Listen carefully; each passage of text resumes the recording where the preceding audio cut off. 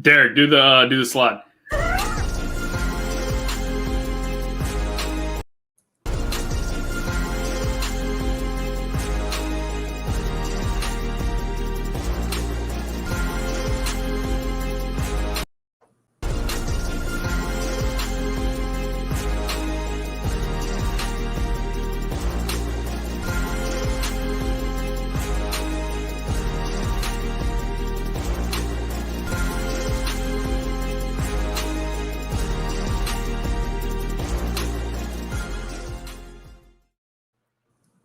All right, I think that worked. I think we're here with y'all. Third time's the charm? Third time's the charm, man. It's only been a week, but I don't know if my internet was choppy or maybe, I don't know. It's been a week off. You know, we work out the kinks here at the DJ Nation. What's up, fellas and ladies? We are here, NFL DFS Super Bowl Showdown slate. Wow, say that 10 times fast. We are here. We had to get back for the show. It's the episode 101. Here with the usual suspects. Once again, myself, Ryan Williams, at Ryan Alexander _W is where you can find Chris me. Collinsworth. Chris Collinsworth, yeah, at the bottom right of the screen.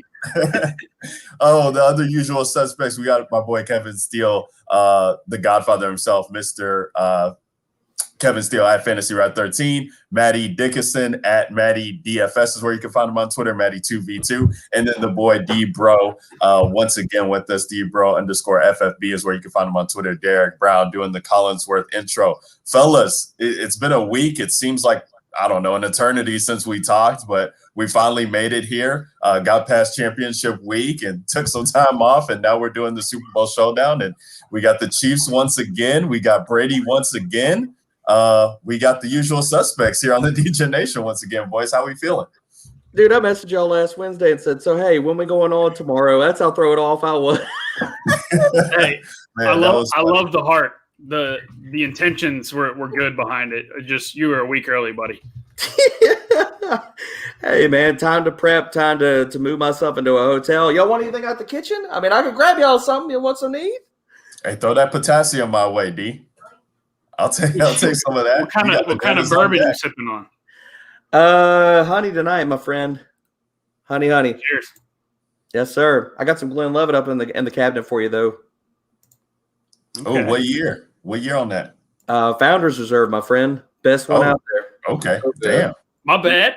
Tell them what it is, D. Tell them what it is. Yeah, I was thinking maybe you had some 18 in there, maybe some 12, just typical. But you talking Founders on us. Founders, and that the Caribbean rum barrel one is legit. That's the go-tos for Glenlivet. Love it. Kev, you quiet over there, man. You just saying your kumbayas and your seances to make sure everything goes right on Sunday. How you feeling?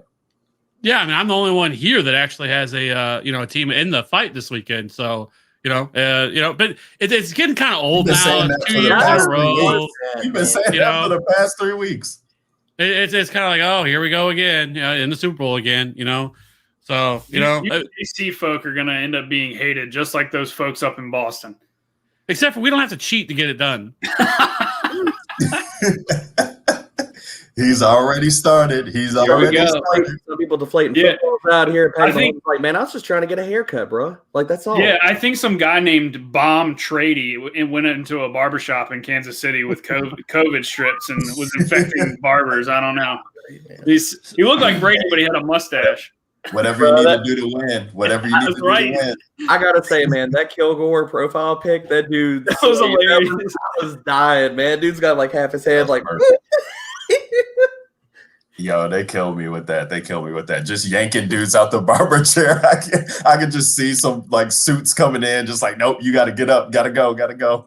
I don't understand though how they wouldn't of like tested the guy multiple times and made sure that he was good to go.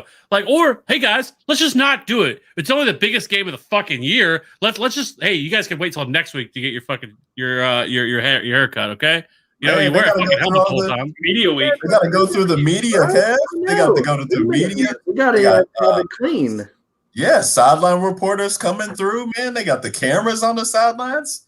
I mean, all these dudes are not like us, man. All of us are rocking hats. They actually want to show their Hey, this is hilarious right here. This comment right here coming through from Jameson FFB. I love it. We got Andy Reid's little bro. You see the face shield. Hey, Jay, yeah, The Jameson. mask, whatever he wears. I don't even. Come What to is the it? DJ Wear a every mask. time. Face Fire shield. takes like that. It looks like a freaking horse feed trough. And dude went to the Oh yeah, that's right. Arians wears the face shield with the stupid fanny pack across his chest. Yeah, he loves that fanny pack, bro. Man, that's he's not even a perfect for fanny pack. Tampa. Dude play beatboxing in between plays, man. He loves that, man. Yeah, we got an epic showdown. I mean, I know people were pulling for Rodgers and seeing him in the Super Bowl to take on my homeboy, but you know it's only fitting, man. Brady comes there in Tampa, first year there in the Super Bowl, going against the young kid, the old dog against the young kid. Love to see it. So this one's going to be exciting. And it wouldn't be the DJ Nation pod if we didn't have a podcast to break down the showdown slate. We won't, we know a lot of you guys. Walito, shout out to you, man. I see you in the chat. You know you're here rocking with us every time. I know you're gonna stay with us, whether it's an hour or 2 hours. We're gonna get to these plays and hopefully you guys can win some money. But first, let's get into some housekeeping stuff here at the DJ Nation. You guys see it at the bottom of the screen if you're watching with us. Subscribe for more content. I mean, Kev's been doing some dynasty videos. I mean, Kev, what's going on with that, bro? You got Javonte Williams video content coming through. He's been doing some other stuff with those guys. I know the other guys, they're doing dynasty content videos for you. So definitely pop over, check that out. We got the prop show that's going to be later this week.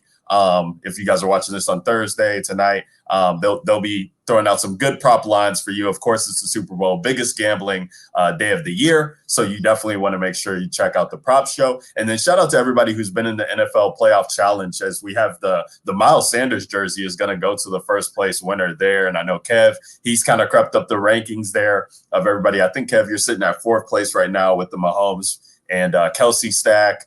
I think you got the kicker too, as I saw, and Godwin. So definitely looking good there.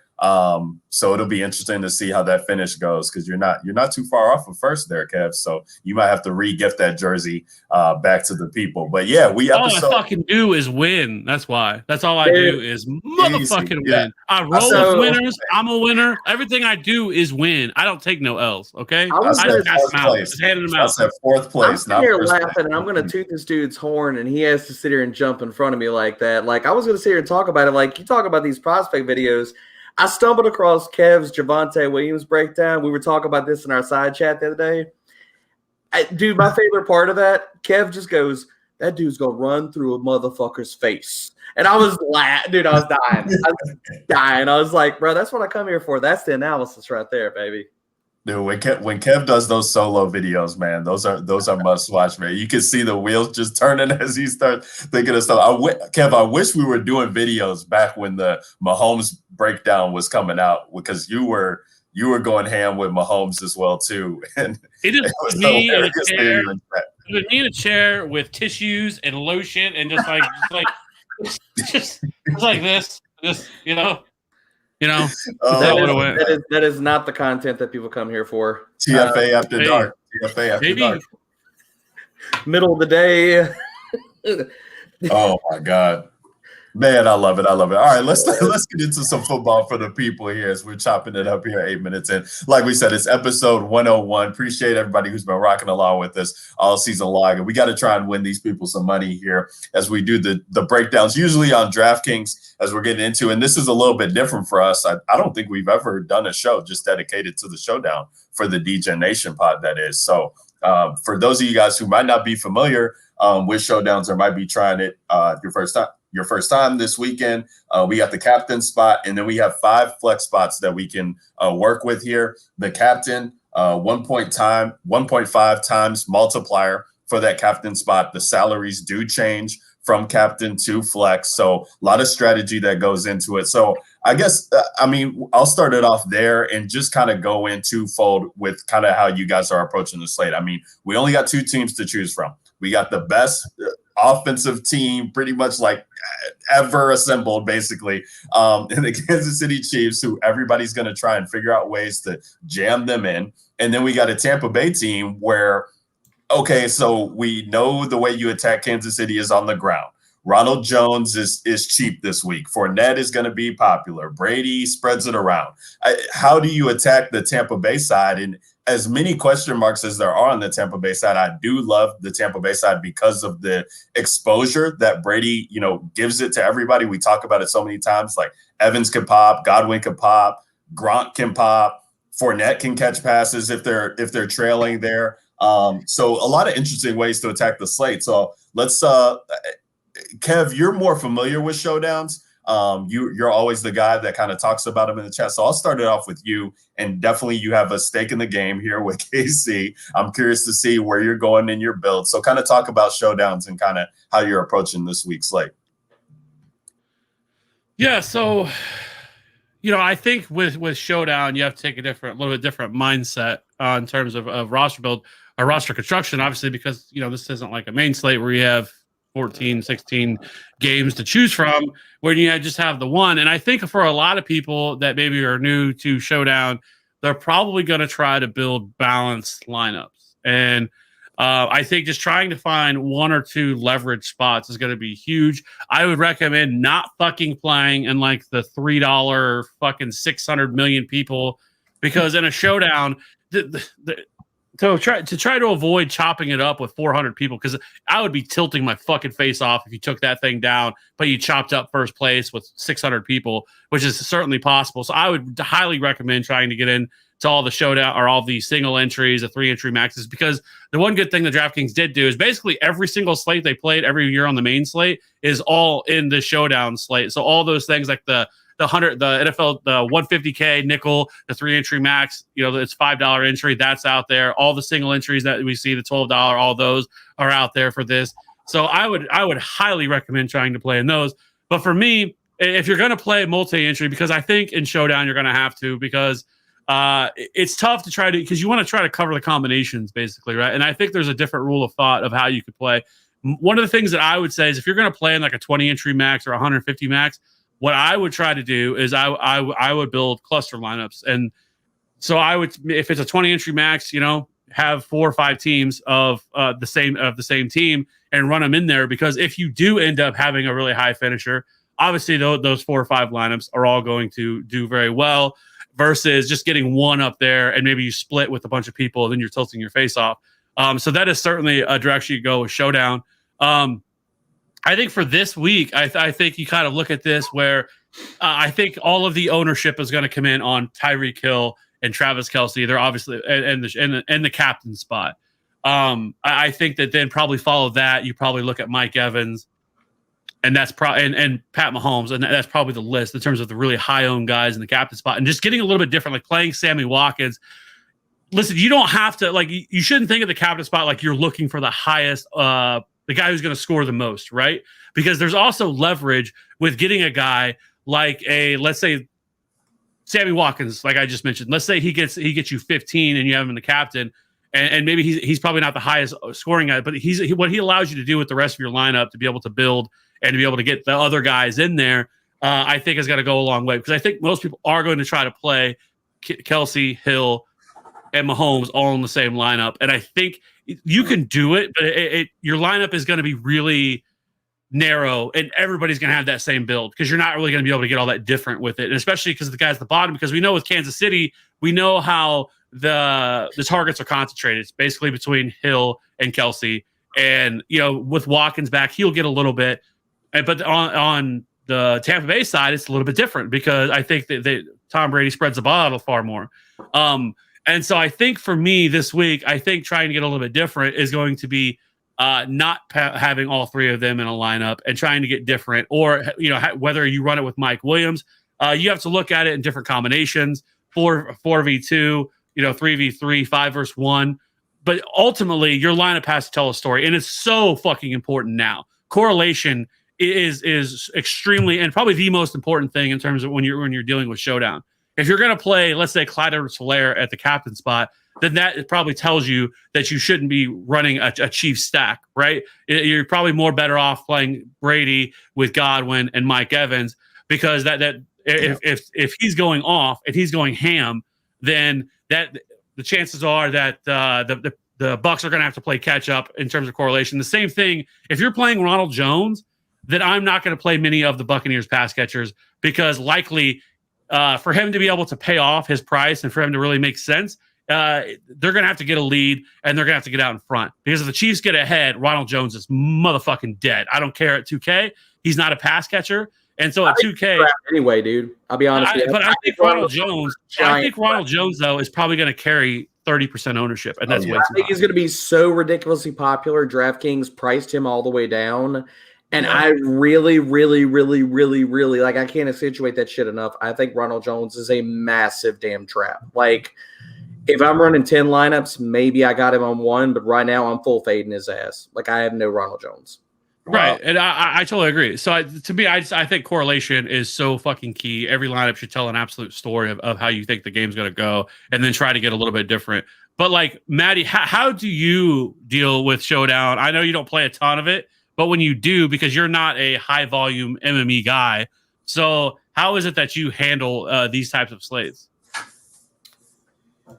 So what I've tried to force myself to do is Kev, I think you nailed it right on the head, is like, there's so many combinations on Showdown. And when people can put in, 100 to 150 different lineups and I only have one, I'm at such a disadvantage because you can just simply cover more scenarios than I can. And my shot at winning a tournament that way is so unbelievably unrealistic that if I do win it, it's likely chopped, like you're saying, because me playing one team, I'm likely thinking closer to the line of optimal, which is going to be higher ownership and not be as off the board. And what we've seen in Showdown win these crazy slates is just like things that it's just a team that is not, it has one random guy that smashes, or, maybe they stacked up 3 pass catchers without the quarterback. It's like random things have won these Showdown slates, and you have to try to force yourself to have a unique lineup. Like that, I think that is by far the most important thing on Showdown slate, is just forcing yourself into a team that nobody else has, even if you feel like it's not optimal, because the optimal lineup usually does not win these large tournaments in Showdown. So if you are going to go the route of playing, one lineup, I strongly encourage you to find the smallest field tournaments that you can get in that still have a decent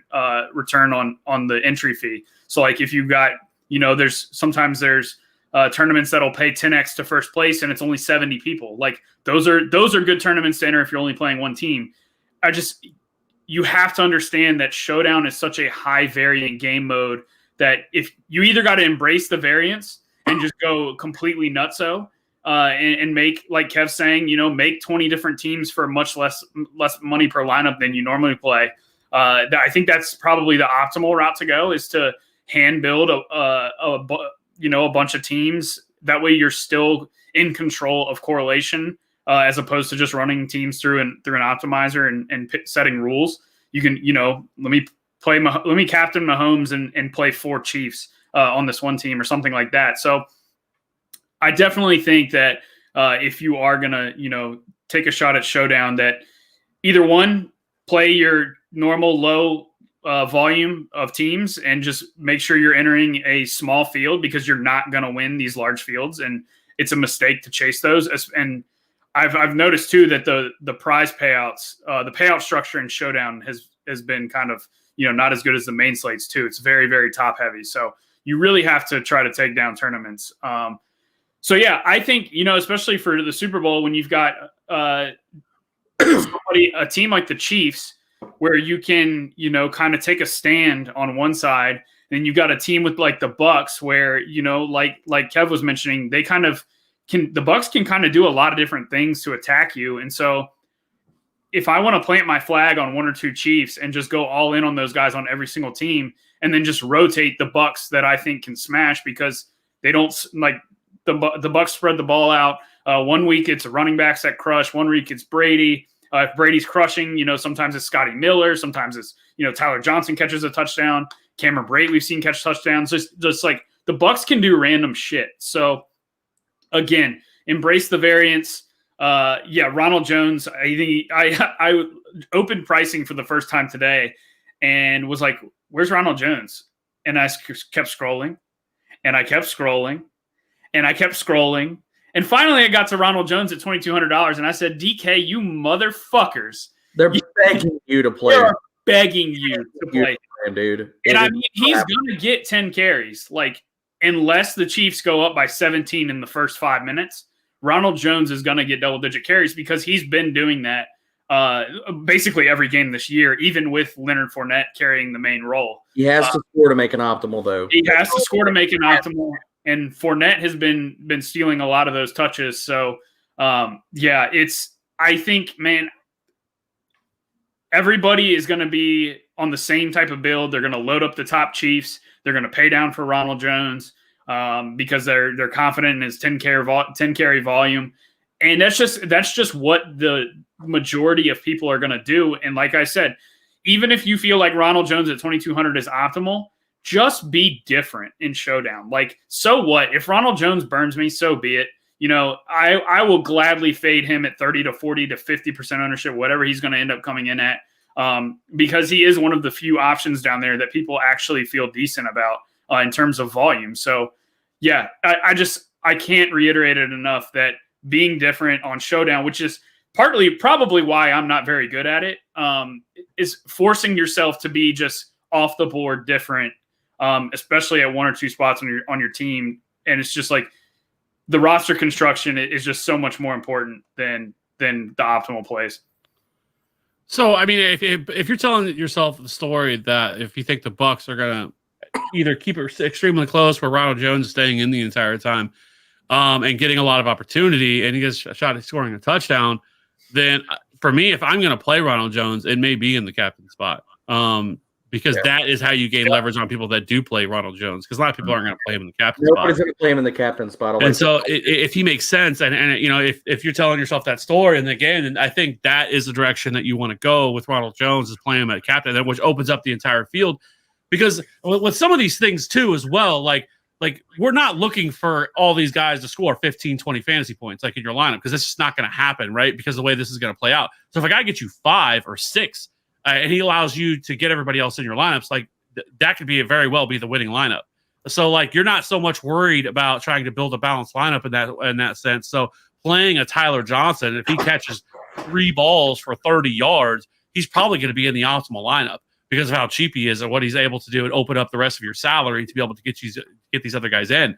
And so that's kind of the way you have to think about it. You have to kind of throw out everything that you normally would think about, because on a normal slate, you're never playing Tyler Johnson.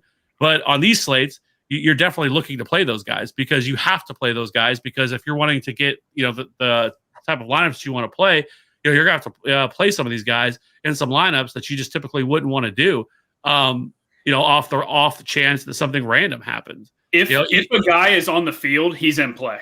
Yes. If a guy's getting snaps, and I wouldn't play these guys, you know, a large amount, you may play, I don't know. I mean, if you want to get really fucking weird about it, like Nick Keiser, the Chiefs' #2 fucking tight end, right? Which is completely fucking random. The guy never really gets any opportunity. But if they look for him in the end zone, which Patrick Mahomes, the Chiefs do crazy things with sticking down to the red zone, and they hit him for a touchdown, he can have 1 reception, 1 snap, 1 touchdown, and guess what? That motherfucker's in the optimal lineup. Maddie rando punt.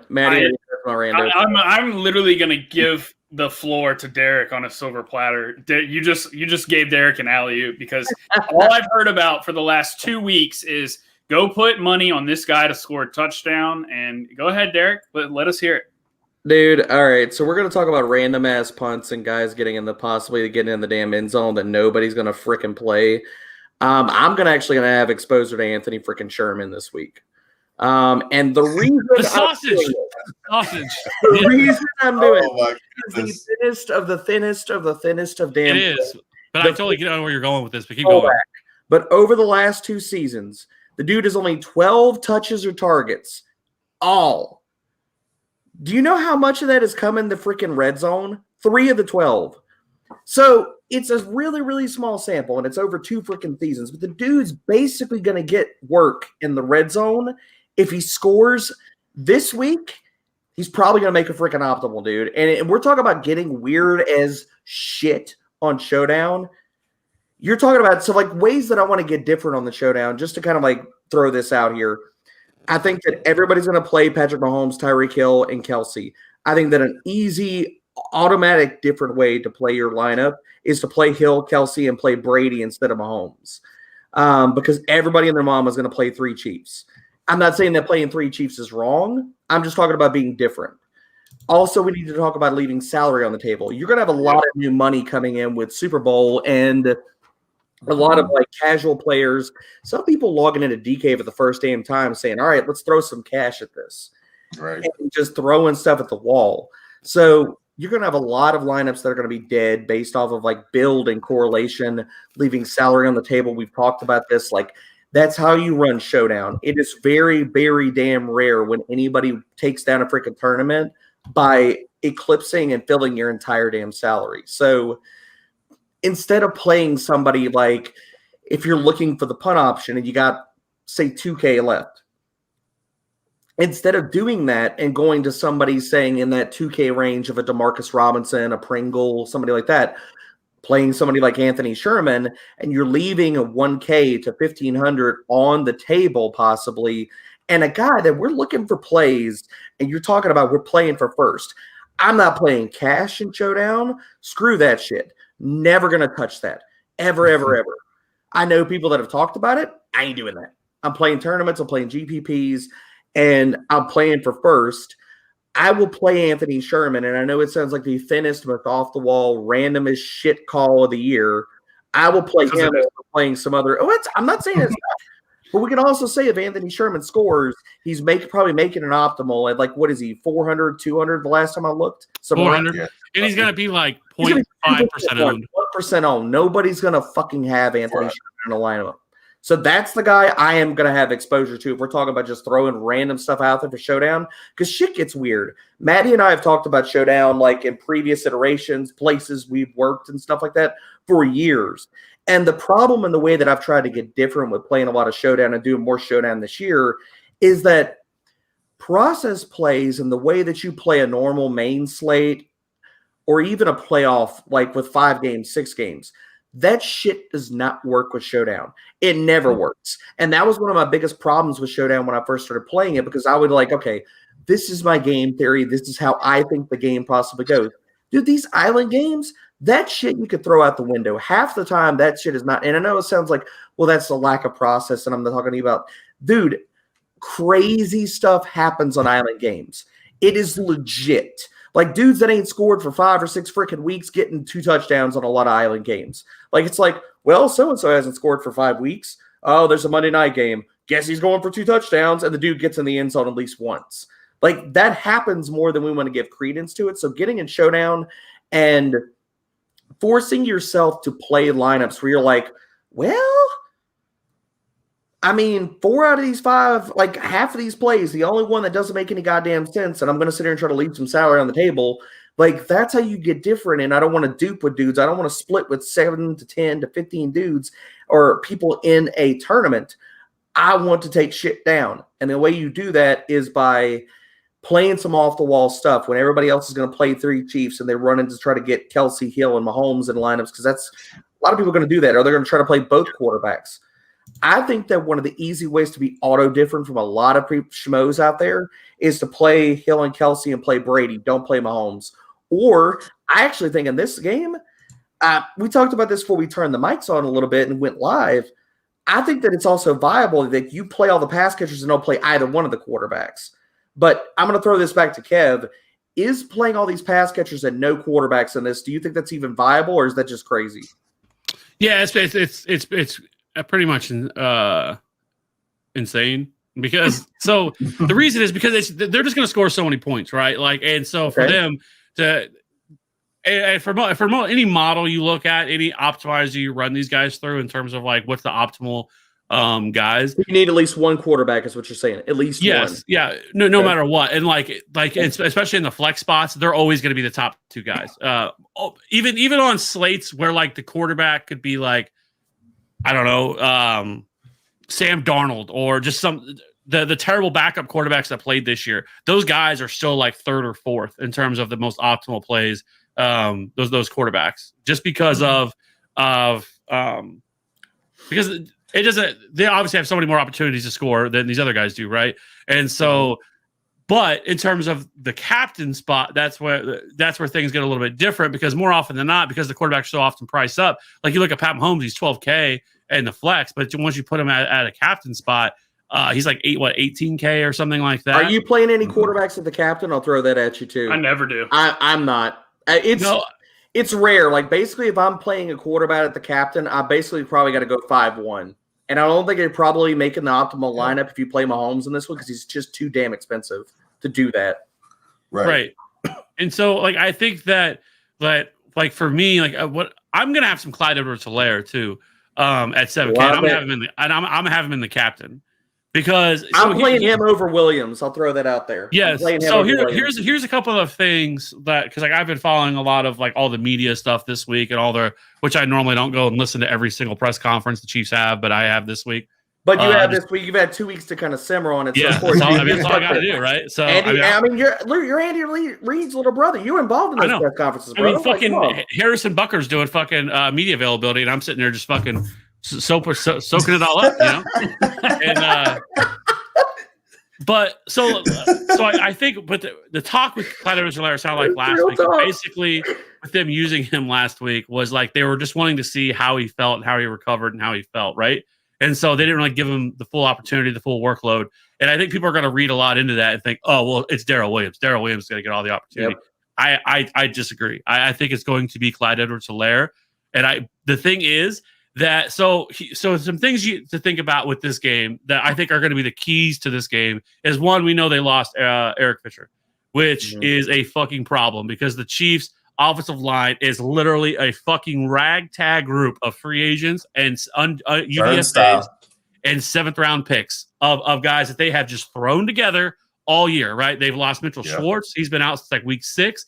Their right guard, LDT, he opted out. And then now we lost Fisher. And so we are just running out here with this fucking group of guys. So the constant theme this week is getting the ball out of Mahomes' hand quickly, as fast as they can. Because of the pressure, because of the front that Tampa Bay has. I don't think you're going to see as many deep shots this game. Now, one thing we know with Pat is that he obviously has the ability to escape and make something out of nothing and all that stuff. But I think you're going to see a lot of them trying to get the ball out of their hands very quickly. And so I think you're going to see more opportunity for a guy like Clyde Edwards-Helaire in the passing game. I don't think they're going to be sitting there running him. He's not going to get 25 carries. That's not going to be the case. But those wheel routes, all that stuff that we really haven't seen the Chiefs do this year like we saw them do last year with Damian, I think you're going to see in this game. And so I think playing Clyde Edwards-Helaire and playing him in the captain spot, I think is going to be a very different build because nobody's going to have that.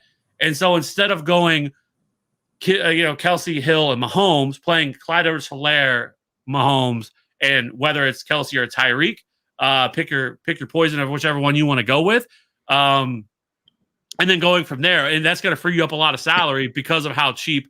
Because Clyde Edwards-Helaire is only $7K, and that you're going to free up a lot of salary with that. As well, for me, another build that I'm probably going to have that's going to be a lot of is probably also going to be, or not a lot of, but something I'm going to do is I'm going to play McCole Hardman in the captain, and I'm not going to play Tyreek Hill in that lineup.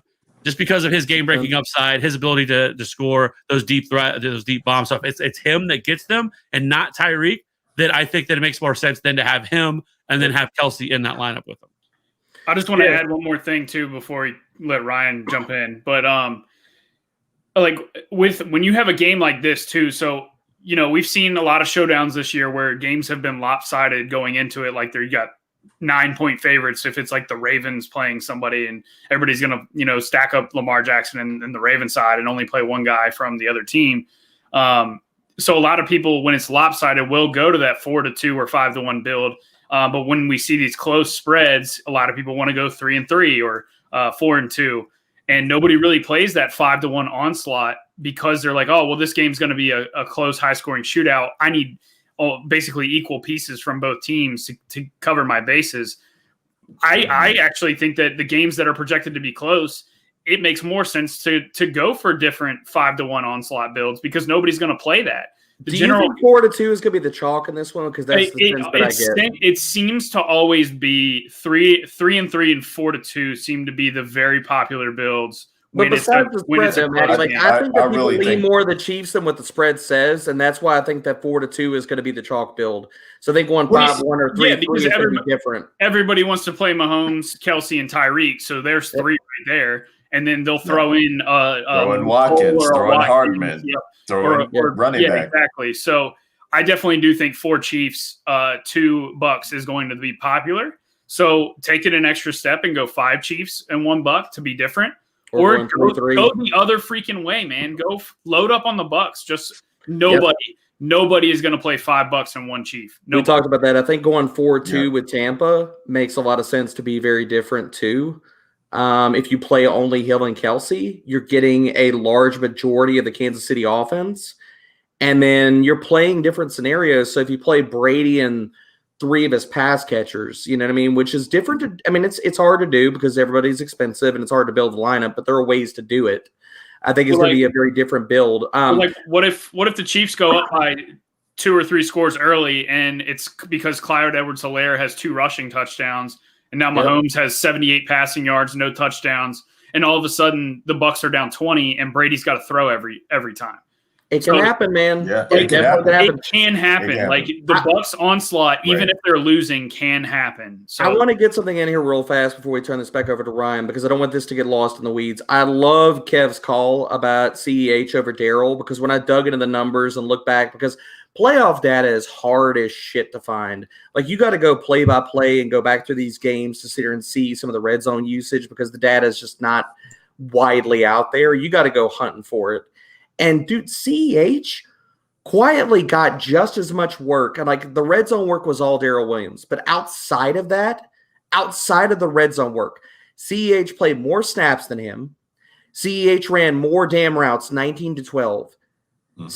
Darrell Williams' numbers were puffed up a ton. Like CEH got 6 rushing attempts last time. Darrell Williams got 13, but 5 of those came when they had 3 minutes left. So outside of 3 minutes left in the fourth quarter of last week, the carry totals were 8-6, not 13-6. So the game is out of reach, and they're just running Darrell Williams into the ground to end out and salt the damn clock away. So I love the CEH call. I think that his usage could go up. I think that where they priced him, he's basically in freaking no man's land at $7K. Not many people are going to play him. All I've heard is everybody and their damn mama talk about Darrell Williams. I think playing CEH over Darrell Williams is a call in one of the stances. If I'm looking at stances on this game that I'm going to take, I'm going to lean CEH, and I'm probably not playing any Darrell Williams in my lineups right now. Taking hard stances on this game off of high-owned plays. I love everything you guys are saying, and the only reason I wanted to chime back in is just because there was a lot of great stuff that was thrown out there, and I'm sure people who are listening, and you can go back and watch this on the YouTube stream, go back and listen to this podcast because they definitely hit on a ton of stuff here in Showdowns. And if you aren't familiar with the slate, like you could say that the guys are taking you in so many different directions, and that's what Showdowns does. Like for me, for example, we talk about this every week in the chat. Like Kev talks about cluster lineups, like making a cluster lineup for Showdown and kind of doing a couple things that are variants and making sure that you have kind of everything kind of met. And I do that, but I also put myself into a hole because I treat it like the main slate in the sense where, like, if I have a feeling on something, like I want to be right on it. So I take these builds and I do like a couple things off of these one builds, but if they don't hit, like they are not hitting. If I don't have the one play, like if Ronald Jones goes off, and I'll be lower on him as well too. But if Rojo hits, like you need him. He's 2,200. You probably like need a Rojo. And so to say that, we're taking a stand on him, that doesn't mean if you're making 20 max yourself, like to have exposure to him, that could be the difference of you not only, spiking one, but cashing, or just, being left dead. And as you're saying, D2, as I want to allude to with the Clyde Edwards-Helaire, and Kev said this too, playing Clyde Edwards-Helaire in the captain spot, that is the contrarian play. Like that is where you get your exposure to him. Because if he goes for 130 or 150 and scores twice in that captain spot, like the game has just automatically changed in and of itself. Where like if you're playing him in the flex spot, I really do think that you're kind of, you're kind of hoping for exact things to go the right way. I just really feel like you guys have talked about this ad nauseum, like correlating these builds is just so important. Like if you're playing Rojo at all in that game, you cannot have a situation where KC goes up by 2 scores here. Like you need that game to be neutral. You need that game to be neutral or for them to be in a positive game script for them to hit, because he's not catching passes, he's not running routes, and he's not going to be on the field at all. And I see Walito in the chat, he was talking about Fournette captain. Like, sure, play Fournette captain. If you think that Tampa Bay is going to be from behind and he's going to need to be out there and he's going to be the main back, then definitely, have exposure to him. I think, too, Maddie, you hitting on it big with the Tampa Bay side.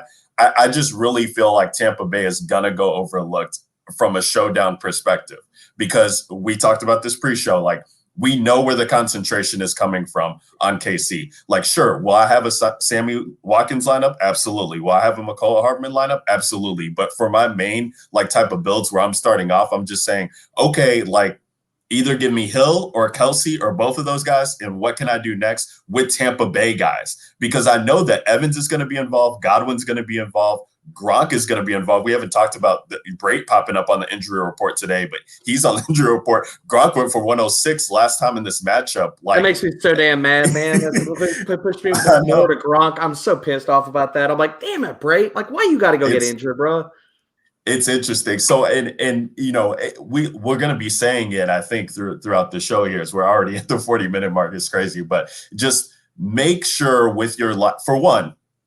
For me, I'm making 20 max teams in the low dollar tourneys, like Maddie's saying. Like, I'm just taking $40, all these low dollar 20 max teams. Like, how many can I make? Okay, boom. And I'm going to hand build off of those teams, and I'm going to have a Jaden Mickens and Tampa Bay kind of stack, and I'm going to do the McCall Hardman and Chiefs D kind of stack. I'm going to do weird off things in these hand built 20 lineups just to have my exposure to the things that I want. But if you're only making one team, like just try and do your best to correlate that lineup to have it make sense, and play it, please, in a single entry or in a 3 max. Like, do not let yourself get into a 1 entry in the milli.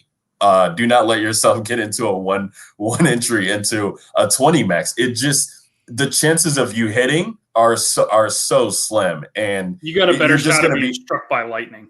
Yeah, you're just going to be so frustrated. And like, if there's something you like, then I guess, play it in cash. If you're a safe player and you don't want to fade Rojo at 2,200 and you want to have, the 3 guys for KC, play that team in cash then, if that's really what it's about, because you might cash with that team. That's going to be a popular build. But as we're talking about taking down first and things, as you know, I know a lot of these things will get crazy, but in Showdown, it's not crazy. Having, Yeldon, that's not crazy. Having Sherman, that's not crazy. Having Clyde Edwards-Helaire captain, that's not crazy. Like fucking Kyle Juszczyk last year got the touchdown. I mean, I didn't play Showdown slate. I don't know what happened, but I know he was probably in the optimal lineup just because of him getting that score and how he was involved in. So he made the optimal, I want to say, man, off the top of my head. I believe it. I believe it. So going back to the chat for a second, talk about Leonard Fournette at captain. We're talking about doing a 5-1 build. I really have some interest in going Fournette at captain and then building nothing but Chiefs underneath him, because you're talking about like if the Chiefs just truck stick the shit out of the Buccaneers, then Fournette's probably going to be on the field. He's going to be getting checkdowns for freaking days. And something I looked into walking into this, and the reason why I talked about Ronald Jones is a damn trap. Don't play no Ronald Jones. Like, I don't want no Ronald Jones in my life, outside of pricing and stuff like that. With the Bucs, and they've come out in the media and talked about this throughout the week and stuff like that. Like, their quarterbacks coaches talked about Tom Brady has had more of a say in the offense. They changed some of the offensive aspects around what Brady likes to do.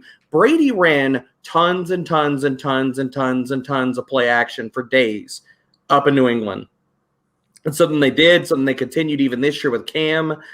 And you've seen this over the last few weeks. Like, since week 13, their play action percentage has gone up from 18 to 25%. And that might not sound like a lot, but if you're looking at, like, I went back and looked at 43 quarterbacks with 20 or more play action dropbacks over the season. That first note of the first 12 weeks of the season put Brady at 42nd. Bruce Arians has never, if you go back to Carson Palmer in other years, has never been a play action heavy offensive mind. And Brady has had a massive insight on what they do in offense, and a lot of that is play action. Ronald Jones does not run routes. Ronald Jones does not catch passes. So if anybody's talking about, fade playoff Lenny is a real thing. And it's because they let him run routes. He catches the ball. Like Ronald Jones ran 0 goose egg damn routes last week. That's not going to change. I think playoff Lenny is a real thing. I think he's going to get a lot of run in this game. Kansas City, you can attack with running backs on the ground. I think that playing Fournette at captain and running Chiefs all underneath it makes a ton of sense. I really, really like that. Like I'm not going to have exposure to that exact kind of build. What in terms of the Bucs side, you guys want to play the Bucs wide receivers. If you were gonna prioritize one between Godwin, Mike Evans, I guess between those two, they're most similar in price. Which one would you run? Which one are you wanting to play more? Godwin for me. I think because looking at some early ownership projections that I've seen, Godwin actually is looking at like close to 40% ownership, and Evans is looking at like 30%. I was gonna say Evans, to be honest. And for me, I think it is Evans. Like that's what Evans owns the red zone, and like I think Godwin, like we've seen like in the last few weeks, man. Like I think Godwin can get you 100, but I don't know if Godwin gets you the 2 touchdowns. Like if Evans can get you the 100 and the 2 touchdowns, then that's the route I want to take. Is nobody going to play Antonio Brown this week? Well, see, he's in that weird. I think Maddie's going to play Antonio Brown. I'm not going to say nobody. DraftKings fairly priced his ass. I will say that DraftKings I love what DraftKings did with pricing this week on Tampa Bay. Like playing Rojo at 2,200, like that was a smart move, and having Antonio Brown's ass, who has not fucking played, at 9,300, that was a fucking smart move. Oh my god, nobody's gonna play AB. You mean 6,200? No, yeah. No, Matt. Oh yeah, I'm sorry, I was looking at Captain 9,300, but yeah 6,200. 6,200 at flex. It's interesting, and that's what I'm saying. When he scored a touchdown in 5 straight games, 4. One of them was two touchdowns. Oh my god, 2 touchdowns. Yep, and after he 5 on the year. And don't forget how he burned us, Maddie, in that KC game. Stuff, the way that you attack Kansas City's secondary is now with deep passing. It's just short passing. They're top 3 versus deep. They're 22nd versus short passing. Dude, I think, goddamn, you're gonna make me play some AB. I mean, that's every time I've played him, I've made it a point to watch the game, and I'm like, why are they throwing so many screen passes to Antonio Brown? Like that's what he's been running, and like yes, he's had a deep shot here and there that he has scored on, but most of his routes have come on little wide receiver screens and little out routes and stuff along the sideline. So yeah, nobody's going to play him. He's 6,200. He's in no man's land in terms of pricing. Like everybody wants to pay up. They are in no man's land in pricing. That is a realm where nobody is going to go for pricing. And AB's where they are, man. Like he's still got it in the bag. Like he's got the juice in his legs. Like he's not the same guy that he was in Pittsburgh, but he still does have that game breaking ability. And Derek, what do I always tell you? Like the time I told you to play Aaron Jones on the 2-gamer or whatever it was. Yep. Like no matter what the matchup is, it doesn't matter. If a talented player is going to be unowned, you just play that guy. Matchups don't matter on these tiny slates. They don't. Yeah. No, and D, I think you brought up a fair question there with or Kev, that was you with the Evans and Godwin, because that's why I'm trying to figure out ways to play both of them, to play them with Tom Brady. Like if you're playing Tom Brady, I think you got to have 2 pass catchers with him in some fashion. I don't care if you're playing tight end or whatever, but Tom Brady, if you're playing him, you got to pair him with at least 2 guys because of how they spread the ball around. Like it is so rare for one guy on Tampa Bay to go absolutely berserk. Right, D bro? I mean, you Ryan, on your call, man. I'll say this. if you're playing Evans and Godwin with Brady, you're going to have to sacrifice Hill or Kelsey. You're not going to be able to play both of them in that lineup. So the question I'm going to throw back at you is, if you're sacrificing one dude, who is it? It's probably going to be Kelsey, to be honest, as crazy as that sounds. And then who would you play in the I was actually going to say you sacrifice Hill. If you're thinking this thing through, then in that scenario, who would you play in the captain spot? Oof. I don't know enough because I haven't built enough. I'm just doing it through my head. But you're probably going to need the savings. I would say you're probably going to have to play. What you're talking about playing? Brady, Evans, and Godwin. Let's go through this. Well, see, the way that I would look at it, then, we're talking about viable builds. We need to actually kind of sit out here. And if I was building that lineup, it would probably be me telling myself that, okay, if I'm making that lineup, I'm telling myself, okay, I think the Chiefs get out ahead. And I think it's kind of a one-person show, right? Kind of like we saw the last time where Tyreek just fucking dominated that game. Went for 203. That was the week that nobody wanted to play the Chiefs, remember? And we were all super high. We were playing. All of us I know we were all playing Tyreek. I had all the damn Tyreek. That was the week I needed 8 points from Antonio Brown to ship a qualifier, and he got 3. Yeah, that bitch. So to me, I think if you're doing that though, I think you would play. I think you would play Tyreek in the captain spot in that situation, in my opinion. Yeah, you're looking to capture that ceiling. You're telling yourself with that lineup, okay, if Kelsey doesn't have a great game or one that's going to put him into the optimal, then where is it coming from? And Hill is certainly capable of. Obviously, we've seen it 203, and that's his ceiling in this game in the first fucking half.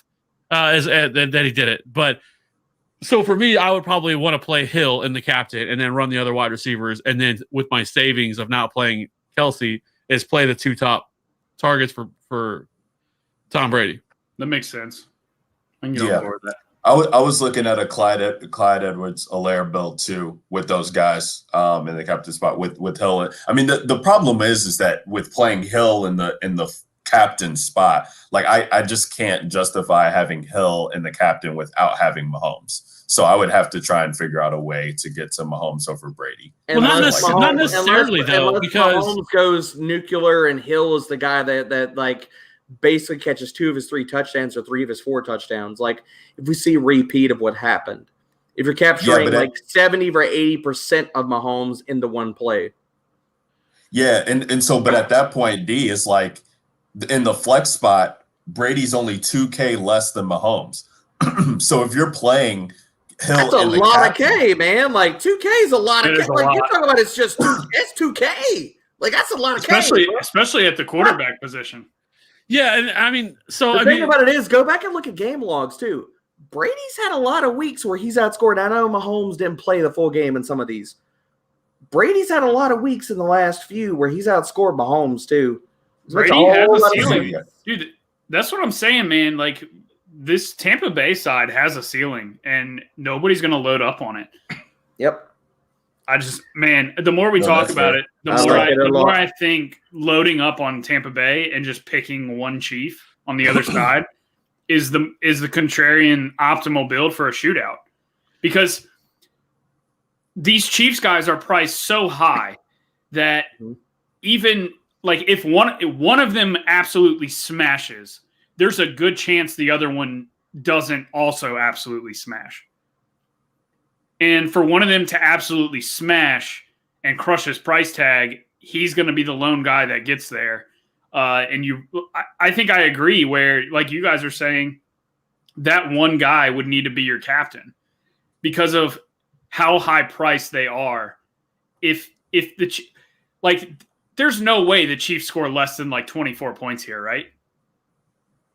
I don't think there's no way. No way. So there's no way the Chiefs. Chad Henne has to play 3 quarters for that. Yeah, exactly. Like Mahomes would have to get hurt. Which please don't let that happen. But don't put Kevin in the hospital, Maddie. Yeah, there's no way that one of Kelsey or Hill does not get there. Correct. At their prices. And if they take it, one of them takes it a step further, and we see 50 points out of Tyreek, which is possible because the Tampa Bay defense is awful against speed. Like the one thing that Bruce Arians said when they were going to play the Saints was, I'm worried about that little Harris dude in the slot because he's got speed. Like that is the one thing. Sean Murphy Bunting is hot trash. Well, yeah. And what do the Chiefs do? They run their speed out of the slot. They rotate Hill. They rotate Hardman. Watkins isn't fast, but he runs out of the slot too. Then they put their slow guys like Robinson and Pringle out on the corners. And then they just eat up the slot all game long. So, yeah, I absolutely could see a repeat of Tyreek Hill going for 40 points. And if he does that, I mean, unless Mahomes is throwing for 600 yards and 6 touchdowns, there's no way Kelsey also goes for 35 to 40. So at that point, you're like, okay, well, if Kelsey scores 18, can I pay for Godwin and Evans for 2 to 3K less each? And they score the same 15 to 18 or 20 to 25. And the answer is yes. Like that build is viable. Can you play Brady with 2 pass catchers and none of them be named Mike Evans or Chris Godwin? Is that possible? Like, can he throw 3 touchdowns, 2 go to AB and 1 go to Gronk? He could throw 2 to Gronk. He could throw one to Scotty Miller. Like we hadn't even talked about Gronk, and I know I'm probably going to get a bunch of shit out of Kev on this one, but I love Gronk, man. I like Gronk too. I hate the Cameron Brate news coming out about him having the back injury and stuff like that, because I was already on Gronk walking into this damn game. I don't know if he's really going to pick up popular or not. Probably not. So I don't think he will. In the way that you're thinking. D, you're talking about them running a ton of play action. Does Gronk not correlate well with Fournette? Because they've been using Gronk to protect Brady, to pass or to pass protect. So if they're going to run play action, is Gronk staying into pass block? So that's something I'm legit. I went back and actually watched some of the game film from last time. What they did with Gronk is they played him into block and stuff. He ran like one of his biggest gains of the whole freaking game. They had him where they thought he was going to stay into block, and he was actually matched up with the defensive end on a few different routes, where he went for like a 20-yard gain, a 25-yard gain versus a defensive end who was now pushed into coverage because they put a dude on him, thought he was going to stay into block. He chipped the guy and then ran a route. So my thing about Gronk is Cameron Brate has gotten a ton of love all freaking playoffs. But if you look at the metrics, like the underlying stuff, besides like targets and blah, blah, blah, blah, blah, like all this other kind of stuff, 2 of the last 3 games, Gronk has run more routes than Brate. And I know Gronk has only gotten 7 freaking targets versus Brate's gotten, I think it's 12 or it's 15. I forget which number is correct. Gronk is a lock to catch a touchdown. He is an utter lock. 4 of his 7 targets have come in the red zone. Dude is still getting red zone. The only thing is he's not coming down with it. Brate has 2 red zone targets for as much work as he's gotten. He's ran less routes over the last 2 games. He's gotten less targets in the red zone over the last 3 games. Gronk, and people are going to say it again, I'm talking about fucking Anthony Sherman here, that I'm throwing shit against the wall because it's freaking Showdown. Gronk has 2 touchdown upside in this game. He went for 106 versus this game. Kansas City has gotten eaten up on the tight end position. Like, they have eaten their lunch on short passes on multiple years, dude. Like, I played Jonnu Smith earlier in this freaking DFS season, and then he gets hurt, and I get to watch Anthony fucking Ferksker go for over 100 yards versus this team. Like, they get eat up in the short in the middle of the field, or they just allow it. Well, we could put it that way. They cap you, and they play 2 high safeties. They do not allow you to throw deep. They pressure the quarterback. This team allows you to do 2 different things, and in the past 2 seasons, that's been run the damn ball, throw to your running backs, and throw to the tight end. Yep. You know what I mean? Like, they defend the perimeter extremely damn well. So extremely well. That's why I don't like. To your point, Maddie, like, I think that even going Brady and AB and Gronk is viable. I think going Brady with Fournette and Gronk is viable, and it's going to be hella different because everybody that's going to stack up Brady is going to say, well, I got to play Chris Godwin. Well, I got to play fucking Mike Evans. That has to happen. Like, everybody's going to freaking do that, dude. Everybody. Yeah. Well, and look at Mike Evans last week. I mean, on the slate as it was, like it definitely worked out because Mike Evans goes out and gets that first touchdown, but he's quiet after that. I mean, he really doesn't do what we were thinking of doing. That might be enough, on Sunday's Showdown slate, but maybe it's not. Like if he could still get that maybe touchdown, but if there are really games scripted out, if Tom Brady's really having to throw and he's leaning on the other three guys instead of Mike Evans. I mean, the pass catchers just carry so much weight, on the Showdown slate, I feel like on DraftKings because of the PPR format. And when I'm looking at it, like I just didn't get, like, even with Rojo being at 2,200, who I have a soft spot for because I always play this guy, but I'm looking at $300 or $800 more and getting the Gronk. Like if Tampa Bay needs to be passing, why am I not just paying up for Gronk and finding $800 to get to Gronk instead? Where do you think Gronk's ownership, Brian, on that point, where do you think Gronk's ownership comes in versus Rojo? I think Rojo's going to eclipse him by 10 or 15%. Oh, yeah. I think he gets close to doubling him. Yeah, it did, because we don't know what Braid's status is at this point. I am praying that Braid is somehow like playing or ruled in, and then let people figure out like if he's going to see the field or whatever. Like let him be questionable all the way up through Sunday. If he gets, it's Thursday now, so if he gets ruled out, it will factor in a little bit. I feel like to make it closer, but I still think Rojo's going to see more ownership, and I just think it's a mistake based off of what game scripts are, because the Chiefs are the popular team here. Like, let's not get it twisted. People are loving the Chiefs. That's where the money comes in from. So people think that the Chiefs are winning this game. Okay, if the Chiefs are winning this game, how is that happening? Like, because there's so many scenarios where Ronald Jones is not a part of a scenario to where your Chiefs lineups are going to be carrying that. So I just think it's a mistake to think about that, and they will. And so much has been made, Derek, as I'm going to toss it over to Kev next, of Rojo's price. I've seen it so much on Twitter, so much of the community. All I heard already. From the first time that pricing got posted all the way for the last 2 weeks is, well, Rojo, is it a Rojo week? Is it a Rojo week? Like, bruh, I don't think it's a Rojo week. Right.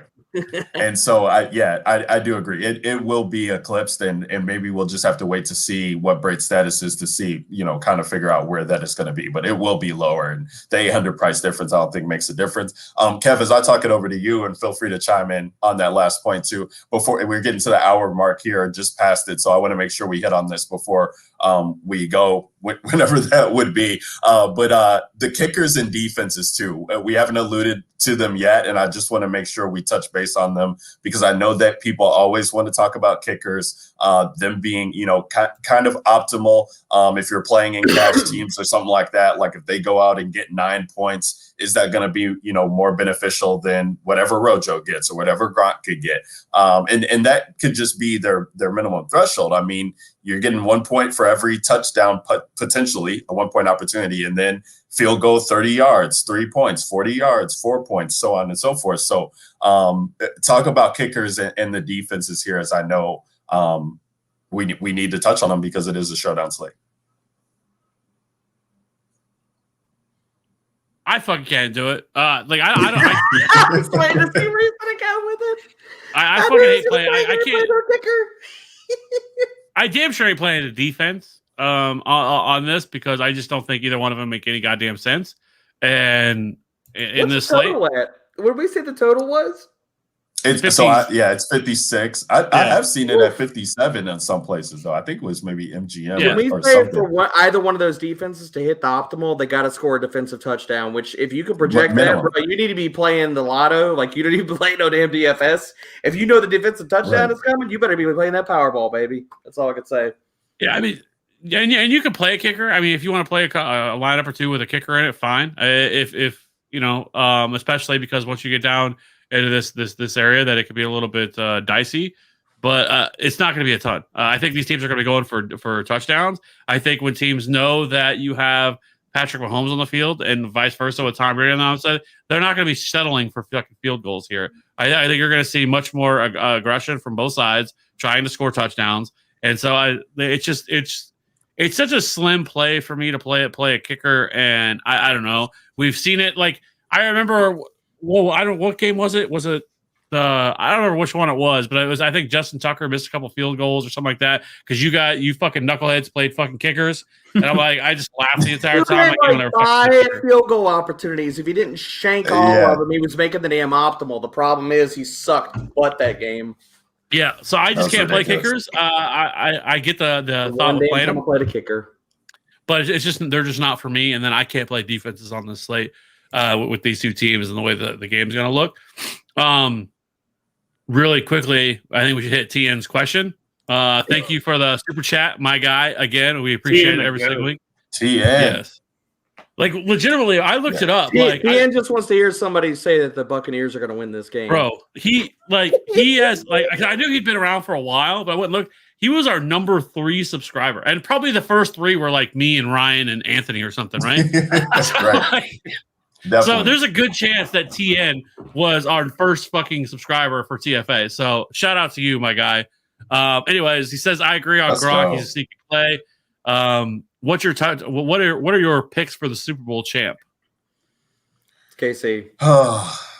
I have so much money on Kansas City -3 that I just know Tampa Bay is going to win. I like the work that I do here at TFA and the DJ Nation pod. I feel like I gotta go Chiefs. Otherwise, the Godfather gonna be in my DMs. I mean, but I think the spread, and people have talked about the spread. I think the spread is right. I think this game is going to be high scoring, and I think it's going to be really, really damn close. Like I think this game is going to be freaking fantastic, and you're going to be sitting on the edge of the couch going down in the last 5 minutes of the fourth quarter. I think this game's going to be really close. I mean, I tweeted this out when this matchup was finalized, but I've got 2 rules when I bet on the NFL. 1, I never bet against Brady. 2, always Mahomes. Yeah. Something's got to give, man. Something's got to give, right? So, and somebody else pointed out that this might be Mahomes. I think it was Dan Orlovsky. He said this might be Mahomes' single biggest game of his career. In terms that was Romo. Romo. Right, that's right.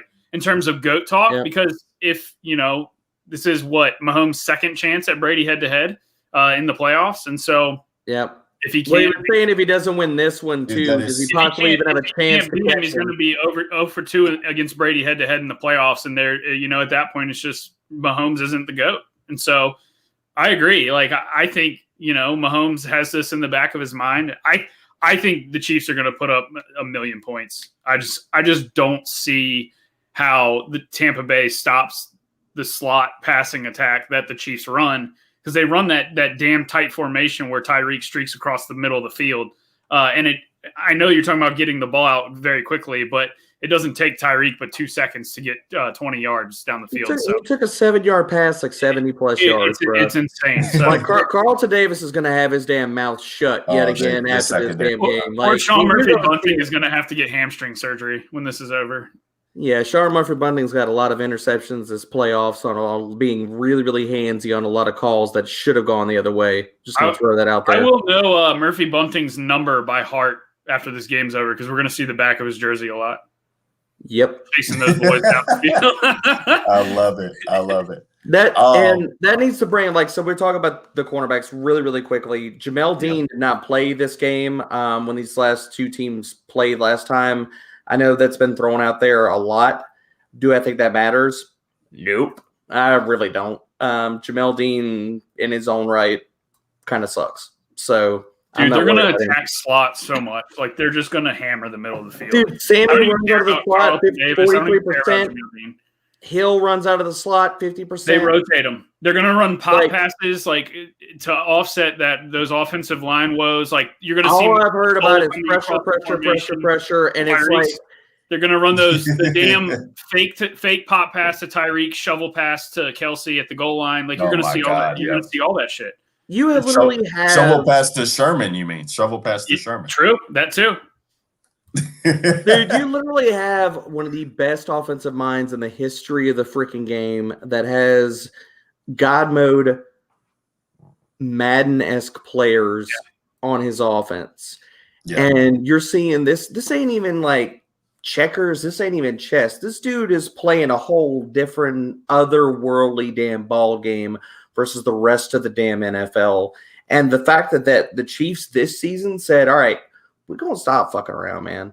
We're going to run a ton of this offense through Hill and just Hill and Kelsey and make y'all try to beat him. And the damn thing is you can't beat him. And the reason it's insane, man. It's so insanely smart and efficient just to say these are two legendarily probably like Hill, if he keeps on this track, give him 2-3 more seasons, dude's probably going to get in the Hall of Fame. Yeah. Like these are two legit Hall of Fame talent freaking players, unicorns at the damn position that this guy is saying, we're going to run all of our offense through these guys. It's freaking, it sounds so simple on paper, yet you see all these dumbass coaches never do this kind of stuff. Like I love it. And the Buccaneers are going to shit themselves and not have any answer for what they're going to do. All I've heard is they could pressure Mahomes. Mahomes is legit one of the best quarterbacks versus pressure, versus the blitz, and the damn NFL. Yeah, go ahead. Pressure him. He's going to eat you alive. Leave Tyreek one-on-one down the middle of the field. Go ahead. Let me know how that works out for you. Yeah, quarterback blitz. Go ahead, baby.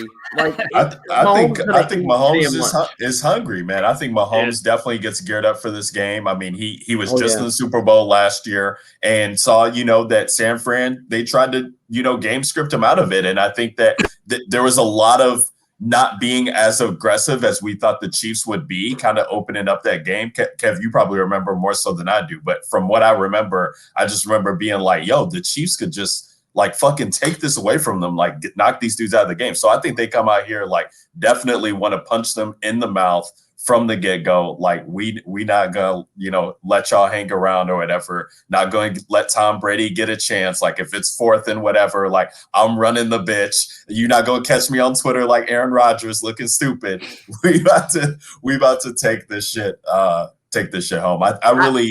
I really do think that the offensive firepower that the Chiefs have, it's so hard to bet against them, man. Andy Reid off of the bye too. And their defense is better. The Chiefs defense is good. And we keep talking nobody wants to talk about how good the Chiefs defense has been, especially against the pass. They are the X factor. If you're going to beat Kansas City, you have to put together lots of drives, methodical drives, because like we said, Kansas City limits big plays. They shut down your big play wide receivers. You have to run the football. You have to take the very short gains, which Brady will do. He will do that. But I don't know. I've just seen so many times that the Bucs have relied on the big plays all year long, and they just have really struggled to put drives together.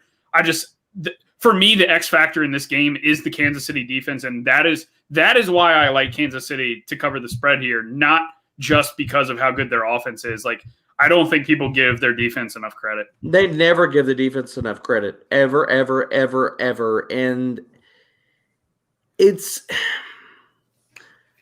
the way that KC plays their defense, I think, is a lot comparable to some of the things that the Packers do, in the sense that they allow you to do certain things over the middle. They allow you to run the ball and stuff like that.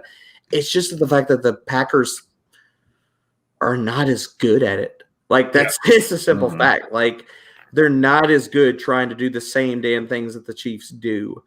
I haven't seen any props out here on this, and I know that's probably not going to, but in talking about all this stuff, how many plays into the game do y'all think it is? Because I'm going to say under probably 3 to 4 plays before Andy Reid goes out and takes a deep shot down the field. Could we say, in the first 3 plays of the game, Andy Reid just dials up a deep shot to try to, back break the Buccaneers? Absolutely. On the first drive? Second play from scrimmage, they play action, go deep to Tyreek Hill. Yeah. If they score that, then automatically the Bucs are on their damn heels. Absolutely. I'm so excited to see what they try and do with Hill, because Hill just went fucking nuclear on your asses 6 weeks ago or however long it was. And then they have the audacity to talk trash. I just can't. Scotty Miller said that he would beat Tyreek in a race. I'm like, Scotty, bro, you don't know. Okay. Tyreek said we need to organize something at halftime. Scotty don't know, baby. Scotty don't know. Scotty doesn't know. You know, it's funny too, because one thing that I thought was funny this week was Travis Kelce was talking about Pat and saying that he actually carries around a notebook with him. And he writes all this shit down. So like shit that he sees on like Twitter, say that people talk about him and say stuff. That it is funny because like there's that meme of him or that gif of him that's whatever that's from The Office or whatever. Yeah, that's literally him. Like that's what he does. Like he is as petty as Michael Jordan is when it comes to this shit. Like he cares about that shit, and like he is looking for that motivation, like something dumb that whether as dumb as petty as that's it what is, makes you great, man. For somebody to say, for him to come out and be like, all right, motherfuckers, I'm gonna prove you wrong. Right. And like, cause that's kind of been the talk all week. Like, and that's how it's felt like each week of the playoffs so far. Like, it's like people are trying to like come up with ways like of how the Chiefs are going to lose or, you know, all this week it's been about Brady and, Brady can't lose. Brady doesn't lose in the playoffs. Like, bitch, Brady has lost Super Bowls. Like he hasn't won every fucking Super Bowl. Right. Like, I'm sorry. And to be honest with you, the Chiefs did fucking beat the Patriots at the fucking AFC Championship game, but fucking stupid fucking D Ford fucking lined up offside or else they fucking lose that game. Did he even line up offside? No, it was so fucking close. It was right? so close. It was one of those unwritten ones where you're like, you're not going to throw the flag on that. No, it was flag. It's a bad call, man. Hey, getting back to it though, like, and I've not heard this. So, and Kev, maybe you have because you're in Kansas City, but like, what are they saying about Spagnuolo being the defensive coordinator for the Chiefs now and having been the defensive coordinator for the Giants when they beat Brady, when they were incredible? That really, actually, I mean, that's not really something that they've said, but I haven't really heard any talk about that. That's a really good point. And you're right. The defense always for the Chiefs always gets disrespected because the Chiefs' offense is so good that nobody really talks about the defense. But I mean, the Chiefs' defense definitely has some ballers, right? I mean, we're talking about Chris Jones, one of the best, inside defensive linemen and all interior defensive linemen, all football. Frank Clark, whatever. When Frank Clark wants to turn it on, like he's a bad man, and it's hilarious. They asked him in the post game after the AFC Championship game, something about Tom Brady, and he said, "I got nothing to say about Tom Brady. I'll see his ass in 2 weeks." I was like, "This dude's fucking wild, walking around with fucking a fox skin fucking coat after on the field after they won." But their defense, Tyrell Mathieu, like this defense is legit, and this defense can definitely get after Tom Brady. If they get pressure on Tom Brady, it's a fucking wrap. They pressured Josh Allen. They pressured Josh Allen on 41% of his dropbacks last week. L'Jarius Sneed has been a fucking weapon as a pass rusher as well, sitting him off. Like that dude has been a diamond in the fucking rough, 4th round pick from out of nowhere. But that dude has been a baller. Juan Thornhill, who got hurt late last year at safety, he's finally starting to come back to life, being the guy that he was pre-injury last year. So this defense could definitely play a big part in how this game plays out. And if fucking Tom Brady throws 3 interceptions like he did last week, it's going to be a quick good night, Tom. That is good night. So the bigger question in all of this, getting back to our builds and off of our stuff here for a second here. In a 5-1 build, are the Chiefs defense a have to? No. Are they in play? Absolutely. Okay. Yeah. Because if Brady's going to try to force the ball down the field, that's not what you do against this defense. And if you're slotting the thing, I mean, like we talked about, I think that they have to get a defensive touchdown to make the optimal.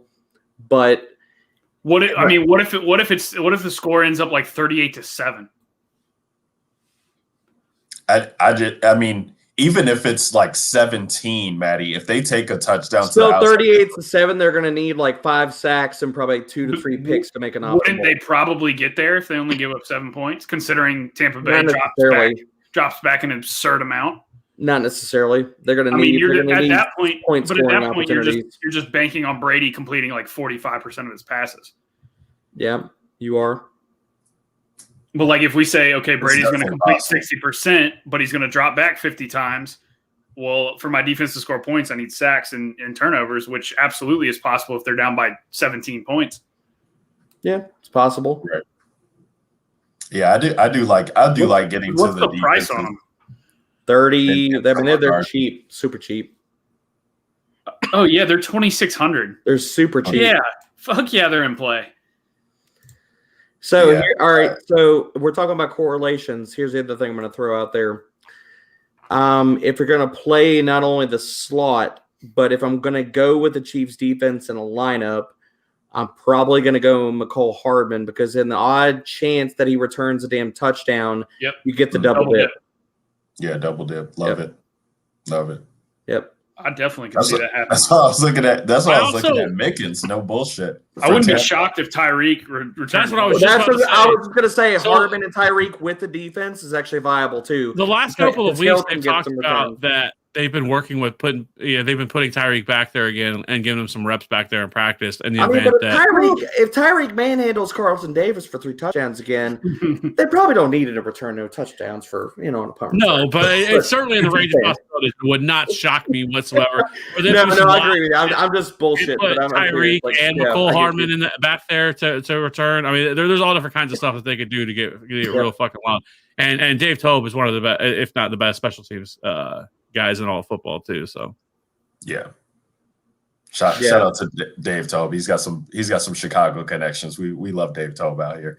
I like that double dip though, man. Hardman and the Chiefs defense. If you're going to go that route, I think that if I'm going to play the Chiefs defense, I'm definitely playing Hardman with them. I like getting the double dip anytime that you can. So we're at 120 mark here, boys. Let's definitely try and get this build in, and then we can talk. So we got 40 minutes to build a lineup. That's what I heard out of you, Ryan. Exactly.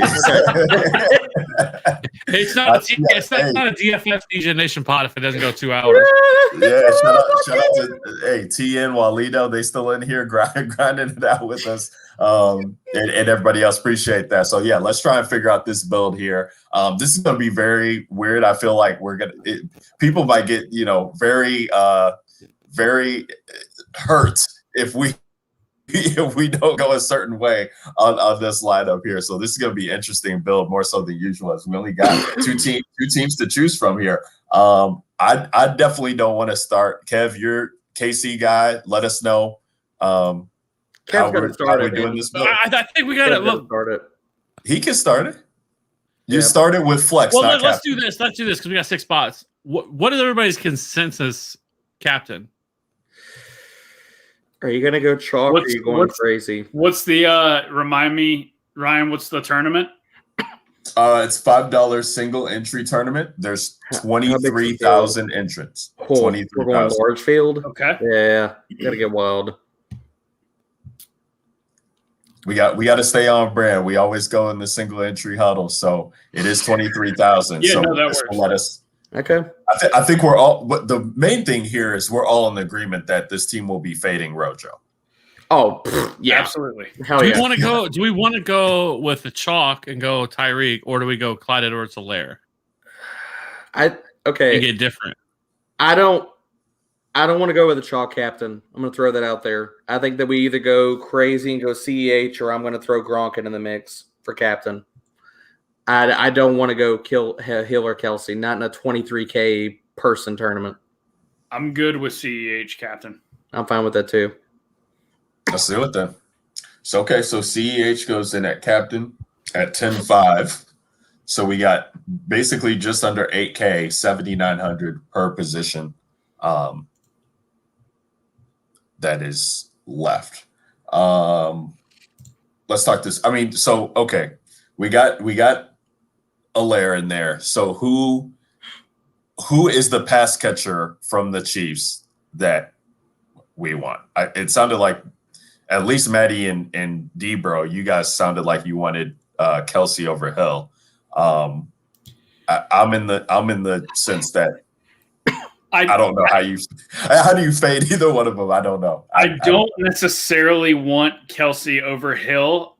My thinking and why I kind of reacted the way I did when you asked the question. Let's see if I can word this right. My thinking is in a game scenario where like we're playing out here, CEH is the captain. That tells me the game is probably a little bit slower and a little lower scoring. He needs 1 or 2 touchdowns. CEH probably has 2 touchdowns. Yep. That means also the chunk plays are probably few and far between. And it's more methodical down the field. And to me, that that is for Travis Kelce style. If the Chiefs are going to go out and make all these splash plays where Tyreek is going to have 40 points, he's likely doing that from 40 yards out or 25 yards out or 50 or 70 yards out. And CEH is not getting goal line carries that way. And some of this is playing into the pressure narrative. If CEH gets one of the touchdowns, does it come via the pass? Does it get pass game work? Are they trying to alleviate off of pressure? At least that's the way I'm looking at this build. And I think Kelce makes more sense as far as eating up zone and making the dump offs. I think that Kelsey's the way that you go with that. I think if Tyreek pays off his salary, CEH does not get there. Yep, agreed. But I think Kelce can carry him 10 catches, 100 yards down the field. And Tyreek goes 6 for 60 and 0.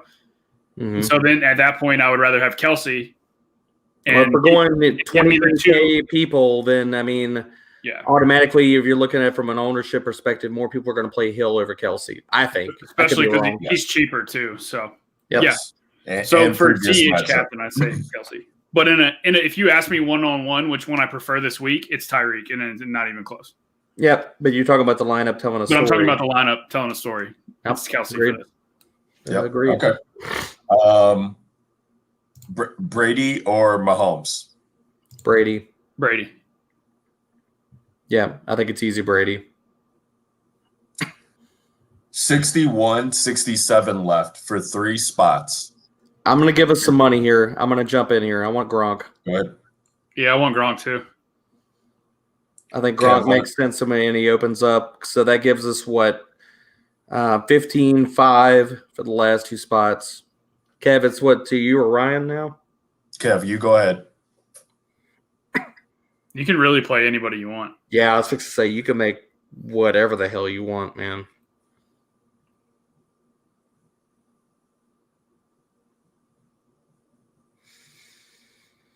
Then we could go 4-2 Tampa with this.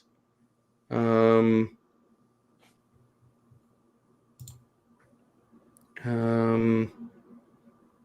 if you're playing Brady, I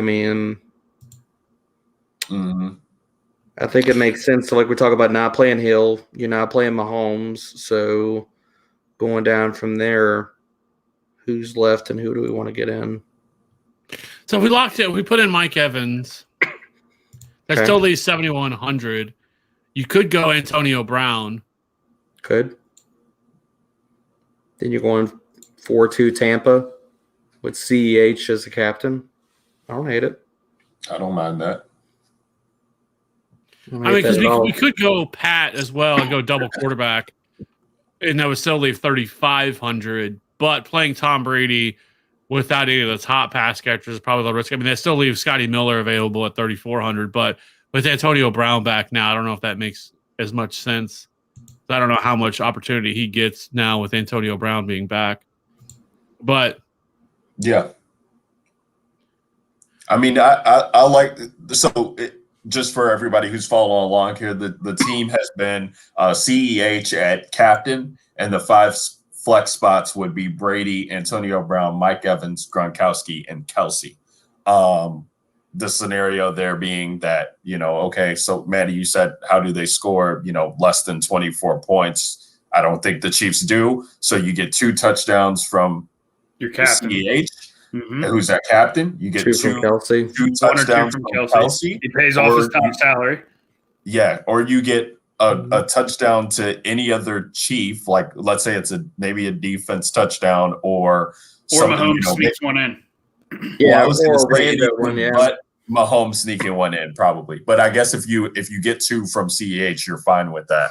But I always hate to. But you can even get another random carry from Darrell Williams or even fucking Anthony. I also think going either Watkins or Hardman is also probably an optimal strategy here. If we're not going to go Tyreek with a deep threat, I think then McCole Hardman at 5,600. It would leave 1,500 on the table.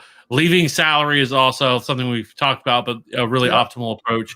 And getting leverage off the field and leaving a bunch of salary on the table instead of trying to use it all up. Because most people that are going to jump in here, that's what they're going to do. They're going to try to use all their salary. They're going to keep moving stuff around until they have all the they've used up most of the salary. And you don't have to. I mean, you could leave 4,000 or 5,000 now in this slate with this kind of teams. That's probably not going to happen. That's probably not going to be the optimal approach. But having some like a few lineups that do that to get a little bit interesting, because essentially with locking in Mike Evans at least 7,100, you have Antonio Brown that's in play. But I also think going a McCole Hardman or a Sammy Watkins there and leaving a bunch of money on the table, I think is also a pretty interesting strategy as well. Yeah, I agree. So if you got Sammy, well, and the other thing about we talked about being different. You go Sammy in there with Sammy Kelsey, CEH the captain. You're locking yourself into probably a 3-3 build, right? Yeah, unless we're gonna go Hill.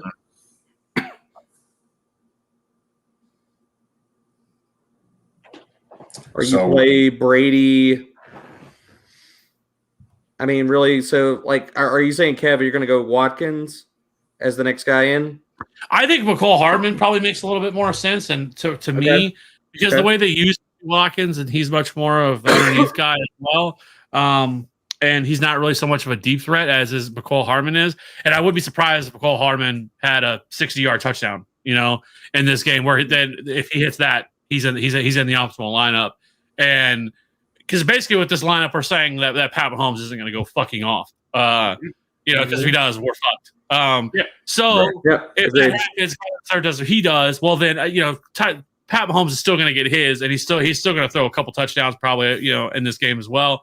And so if he hits one deep to McCole Hardman, that mitigates some of the other stuff, not having Tyreek in this lineup. So that's why I think somebody like McCole Hardman and his ability to take the top off the defense and be the deep threat that Tyreek Hill maybe doesn't in this game, and they use McCall Hardman in that role instead.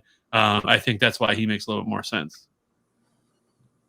So the question is, which the last guy in the lineup? I mean, you could play anybody. You could play Godwin. You could play Evans. You could play Fournette and go wild or AB. I have Evans in right now, but okay. Yeah, that's who I have right now. So CEH, Brady, Evans, Gronk, Kelsey, and Hardman. And that leaves 56 or 1,500 left. 1,500 left. Yeah. Okay. Yep. Don't hate it at all. Gives you a 3-3 build, like we're talking about. It's gonna be different. I think people are more likely going to go 4-2 here, or I actually think 4-2, or even hell, I think 5-1 is actually going to be more popular. And I think 3-3 is going to be less popular. I think that despite what we're talking about with the spread, I think that there is more sentiment and more casual players are going to play that the Chiefs absolutely just stomp them. Then people are going to say that this is going to be a close game and a 3-3 is viable. I don't know, dude. Well, and so like just Brady. I know. We know that, but do you think that people are automatically playing that the Chiefs are going to stomp them? I think the public is going to say it's Tom Brady's the GOAT and Tom Brady doesn't lose in the Super Bowl.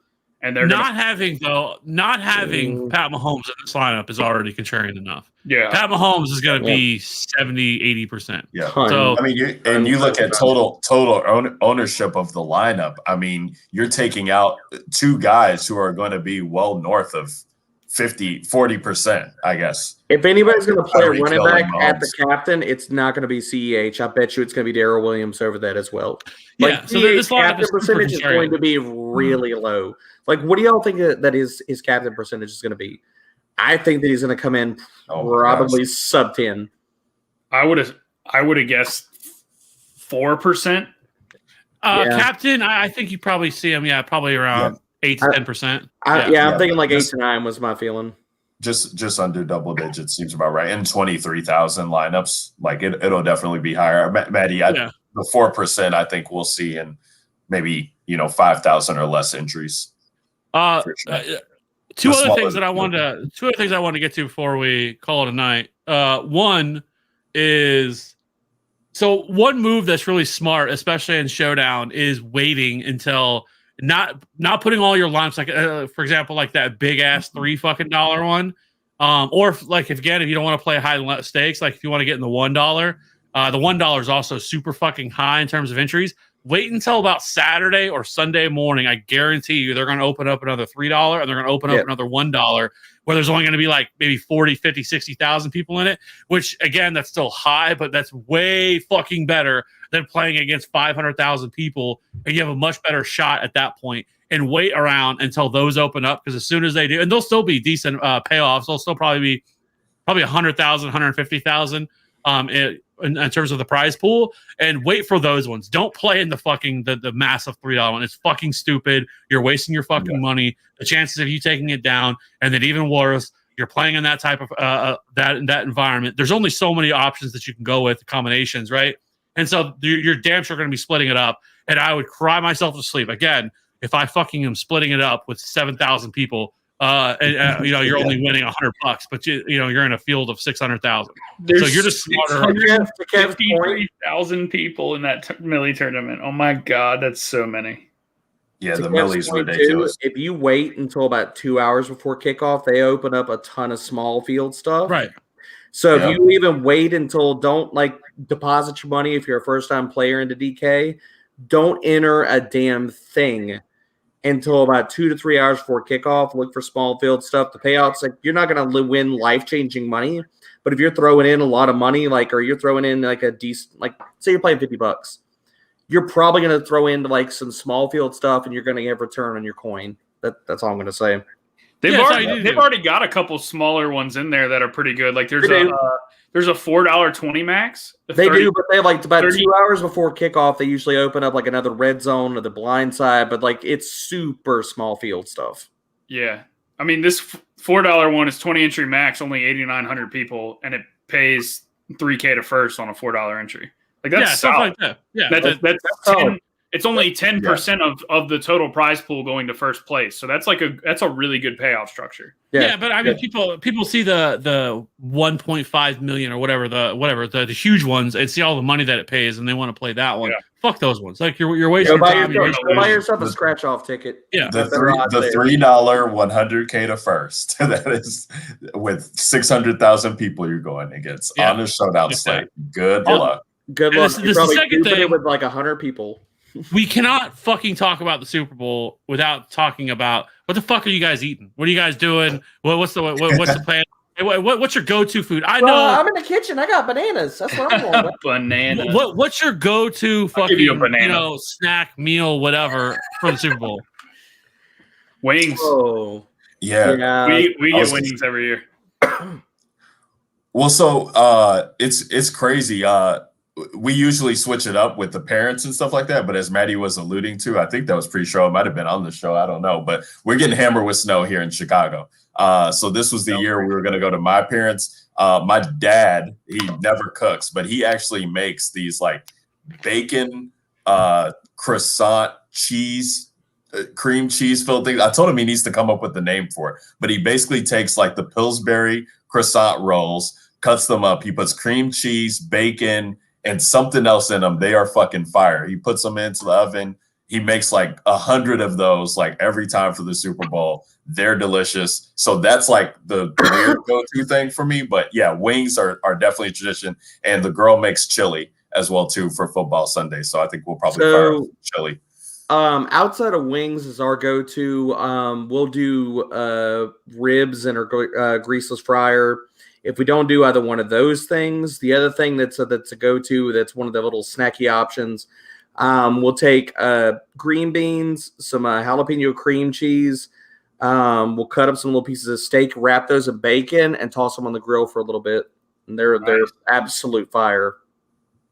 Yeah. Wings, the wife is she makes good buffalo chicken dip, and then her mom makes a good sausage dip too. So we get a lot of sausage dip is legit. Sausage dip, yeah. Is it like cheese dip? Oh, good. Oh, yeah, it's like cheese dip, but it's got sausage in it. Yeah. It's so good. That's a staple. That's an absolute must. You got to have that. Oh God, yeah. You know what else is really good too? It's the Velveeta Locana Rotel and sausage. It's one of those things you make and you're there's no way I screw this up. I could be drunk out of my damn mind and I could still make this perfect. You know, the other thing that's really good too is the bacon wrapped smokies with when you put brown sugar and stuff on it, and you put it. Oh my fucking God, those things are so fucking good.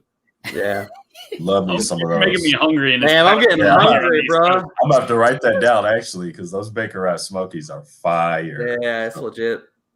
Yeah, those are absolutely amazing. So, are you guys going anywhere? Or are you guys staying at home because of snow or COVID? Well, I mean, we're staying home. Pick up the wings, but other than that, just chilling. Yeah. Maddie's out gonna pick up the wings. Got to pick up my fucking wings. Yeah, I mean, we're gonna stay at home. And my kids always get a freaking kick out of the commercials and stuff like that. One of the few games that they'll watch a lot of football. I mean, obviously they're not forced, conditioned, whatever you want to call it. But they watch a lot of football during the season. Like the Super Bowl is one of the rare games where like they will legit sit down and watch from cover to cover, the beginning, the entire freaking thing. We'll let them just stay up and watch it too. So who's the halftime show? That's awesome. The Weekend. The Weekend. Weekend. Yep.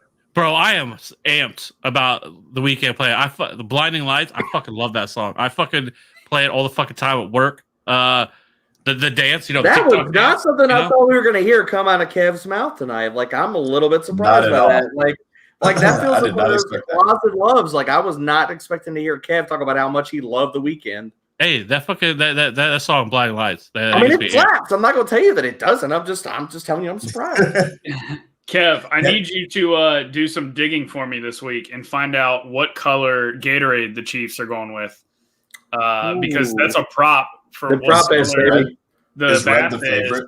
And if I think the Chiefs win, I need to know what color the Chiefs have. What they splash Andy Reid with last time, or did they? I think it was orange. It was orange. I was gonna say I want to say it was orange.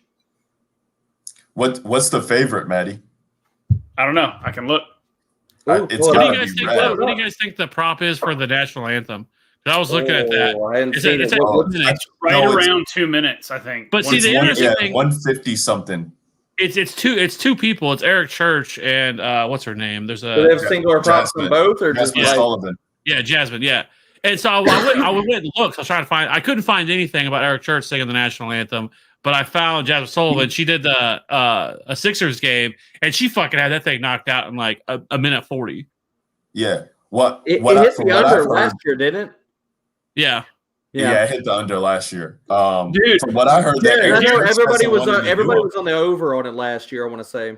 Derek, do you remember in the TQE chat we had an insider who had I don't remember who it was, but he was like, "Yo, I got a buddy who's in like the band or something that's." And that was timing it. He was like, he was timing it, and she kept going over. So definitely hit the over. Everybody was hitting the over. And then that is hilarious. Just went right up under it like last 10 seconds, and I was like, "Hold the!" She held the Brave for like a good 12 seconds.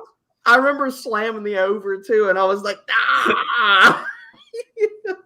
Hey, them insiders gonna get you. My wife was like, "Why are you cheering? It's the national anthem." I'm like, "The over just hit." That's cool, Twitter, baby. You're betting on the national anthem? I said, "Oh God, if you only knew half the things I bet on." I mean, the props are wild for the Super Bowl. Just going through and looking at them all, like just the crazy shit that they come up with. Like I think there was one for like how many times like Biden's name will be mentioned. I mean, just all kinds of fucking crazy shit. I love it, dude. It's just wild. Love it, man. You gotta love it, man. Like betting all those wild props. Like we're talking about like new money coming into it, dude.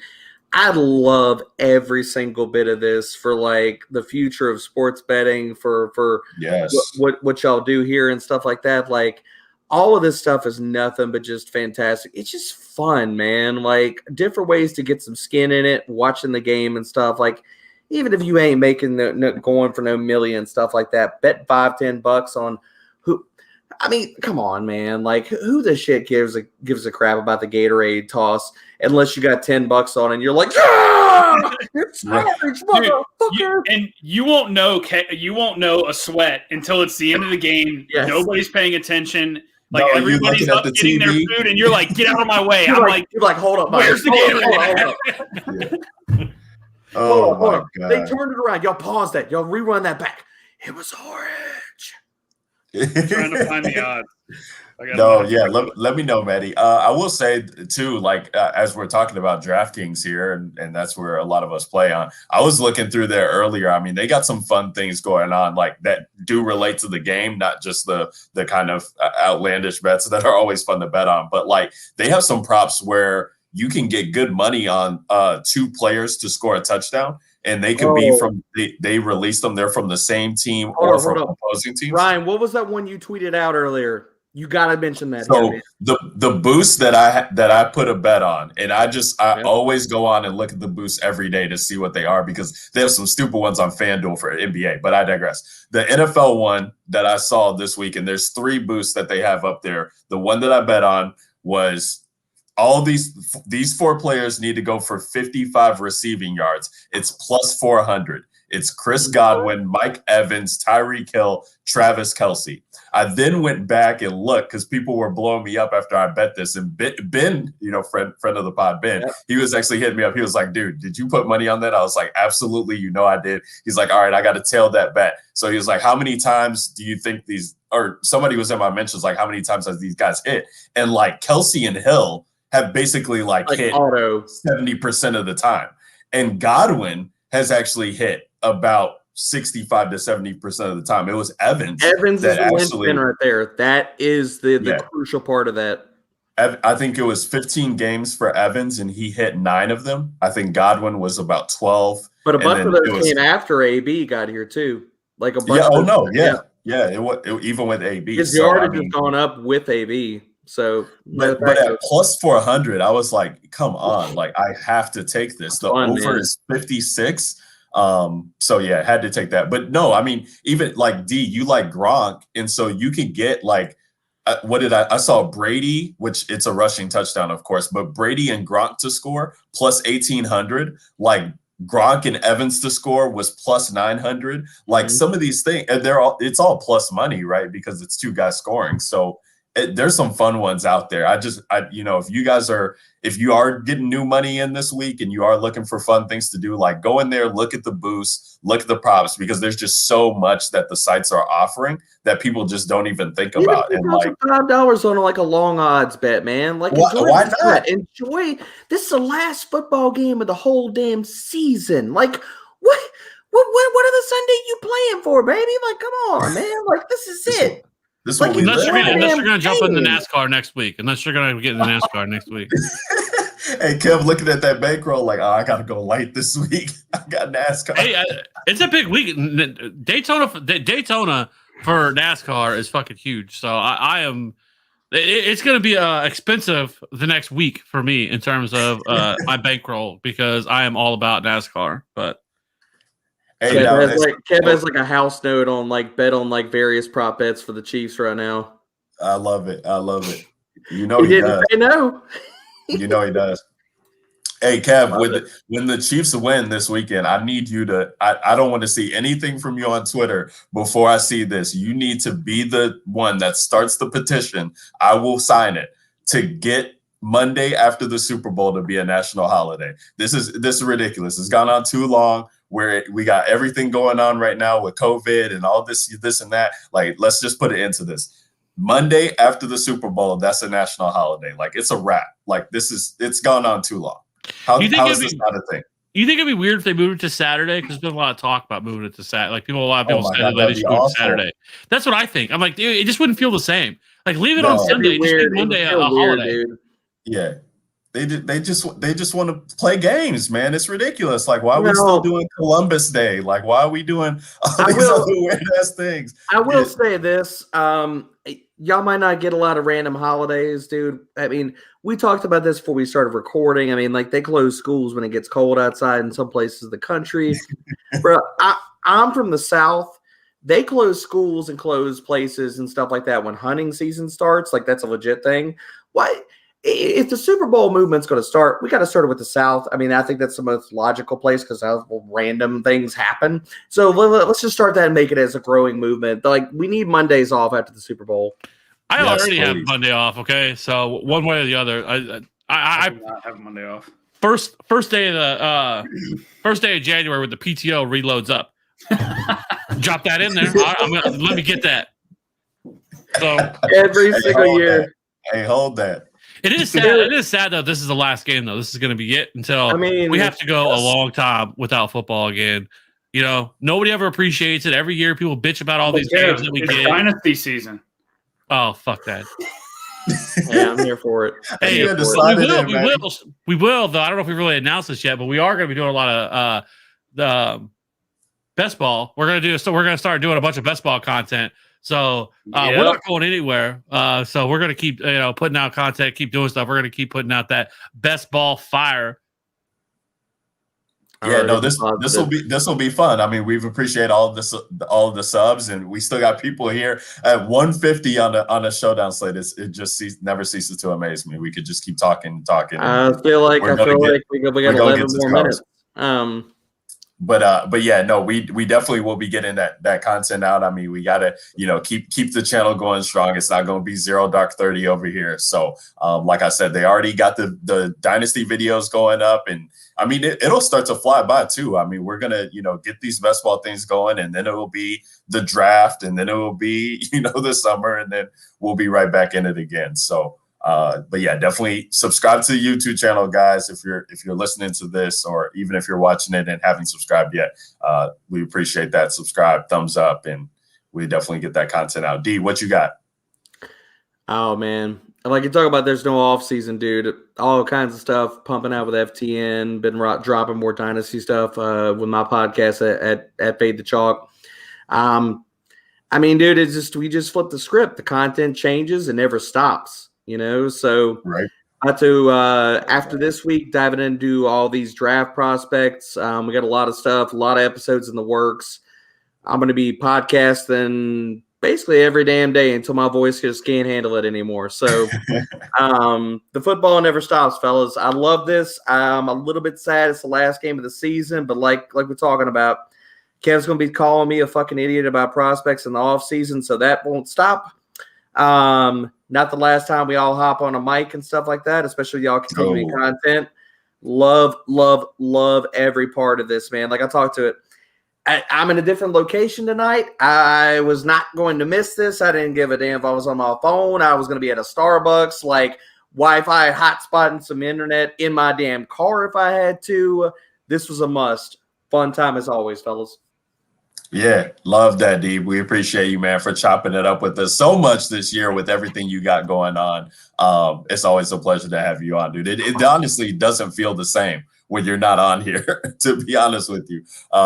But we appreciate you taking the time. And, it can't go without saying, I think, Kev, you mentioned this at the end of the episode 100, but I was just thinking about this too, as we had last week off, just like how fortunate we were to get the full season of the NFL this year. I mean, I know it's coming to an end with the Super Bowl. How many haters said we were going to get it, man? Oh my God, how many haters said it was never going to happen? And it wasn't even that. And then what pissed me off though was they all quiet now. You don't hear it would piss me off too when I see people complain about the whatever games like Monday night, like terrible Monday night game. Like, shut the fuck up. Like, I'm just happy to watch the goddamn game. I don't care what it is, who it is. What did we get? Like the Patriots when they were the Jets or whatever it was. Like it was supposed to be fucking horrible. Like I don't care. I'm about that life. And now we got to wait until fucking. Hopefully, I hope we get preseason this year. Like not getting any preseason was fucking preseason DFS. I want that preseason DFS back. Like in I my said, life, though, man. normally we don't come back. Like normally this is it, and then we're done until August. So we're gonna keep the DFS DJ Nation podcast feed alive with all the best ball stuff plus the YouTube. But it's not even that. Like we're definitely gonna be doing the free agency fucking super show that we do every fucking year where we get all the boys together, and I think that's where the Adam Gase butthole tickler came from. I'm not sure. Maybe it might have been that or draft. I can't remember which one. Then we also will be doing the NFL draft where we'll be live streaming the entire first and second days of the NFL draft. We'll have a shitload of guests on the entire time. Dude, last year was fucking wild. Fucking Elliot. Dude, I'll never forget. Elliot got fucking faded drunk and was just rambling about wild shit and just. Dude, is that on the channel still? Yeah, that's still there. You can go back and just scroll to the end of that. He was fucking. I should have clipped it and put it out, but he probably got real embarrassed, so I didn't do it. But it's still there. Like Elliott was fucking wild. Who did we? You know what? I'm not even going to try and throw the laundry out there because I might say something and throw the laundry. That's my boy. That's my boy. All at the same time, we had Silva, Liz Loza, TJ, Liz Loza. That's right. And Elliott all on at the same time, right? Like a fucking. Oh my god, dude! And Graham Barfield at the same time. Right, I believe he was on the murderer's row, bro. Like that. And Elliott was fucking wasted. I gotta go. Just I gotta go back wild shit, and I'm like, oh my god, bro! Like, I gotta it was go hilarious. back and find that clip with him and Loza, dude. That was hilarious. Oh my god, he was trying to. I don't know what he was doing, but that is a keeper. I got to find that clip before something happens. So we'll have that too. Both days of the NFL draft, we'll have a bunch of guests on, and we'll live stream that and all the other stuff we'll be doing. Then it'll be redraft time again to get fucking geared back up for redraft. The biggest time of the year for that. So this channel is not going to be sleeping. We'll have new content probably every other day, or at least 3 or 4 times a week. Heck yeah. And I think it doesn't go without saying. I think we mention this every week, but to you guys out there who are watching this, following along with the DJ Nation, we obviously appreciate that. And we really appreciate you guys, love you guys, and feel free to chime in, dude. If you guys want us to talk about stuff, if you guys want us to, say some stuff, I hate that the videos go 2 hours. Okay. Let us know that, or I want, more disagreements. Well, the DFS probably can't change out of that, but no, we're not gonna change it, but we're gonna take it into consideration for sure. It's the comment box, D. You don't listen to all of them. You just take them all I just heard, Ryan, was now it's got to go 2.5 hours. That's all I just heard. But, Bro, we did. How long was a Thanksgiving? Fucking 2 games, and we're talking for 2.5 hours. I don't know what the hell I'm talking about. 1 fucking game, Showdown, and we're almost at 2 hours. Yeah, I mean, you were like, "Hey, going 2 hours." So I was like, Maddie's been so quiet, and he was the one talking about the East Coast. There's no way this could go 2 hours, and you still hear Maddie. So gotta give the people what they want, man. 12:22, and I feel like it's 8 p.m. But no, we got a lot of fun. 3 hours. A lot of fun happening, guys. It's week 18. We're gonna put it in the books. Super Bowl Showdown, NFL DFS breakdown here from the DJ Nation on DraftKings. If you guys aren't subscribed yet, what the hell are you doing? Hit that subscribe button, hit the like button, follow us on Twitter at DJ Nation Pod. We appreciate that. And I know we don't have the lower thirds for you guys tonight, but signing off for myself, Ryan Williams at @RyanAlexander_W is where you can find me on Twitter. Our guest tonight, or basically the fourth man of the show, the fourth leg, Mr. D-Bro himself, Derek Brown at D-Bro_FFB, the Godfather himself, Kevin Steele at FantasyRat13, and Maddie 2v2, Maddie Dickinson at Maddie DFS. Guys, we're signing off for the 2020-2021 season, but we're definitely going to be back with all the content for you guys. Best of luck to you guys on your Showdown teams. Get that money, start off right, keep that bankroll for next year. Until then, we'll catch you guys. Peace.